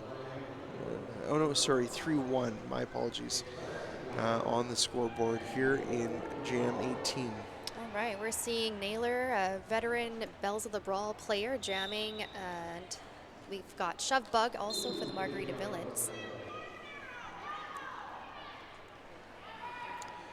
Okay, into the action here. Shove Bug finding the opportunity first. Lead jam, Villains. Roadhouse Brews approaching Naylor. Naylor finding an opportunity down the inside as well. And both jammers rounding the track as the pack pulls into turn 3. Shove Bug on the approach and across. Turn 3, 4 points. 4 points there, total and a tap. We'll call it off in jam 19.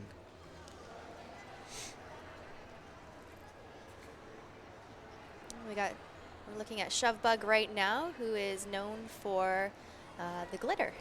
You can often see Shove Bug with the glitter makeup on when they're playing roller derby. Okay, so Jam 20 coming right up. We're into the final minute of play.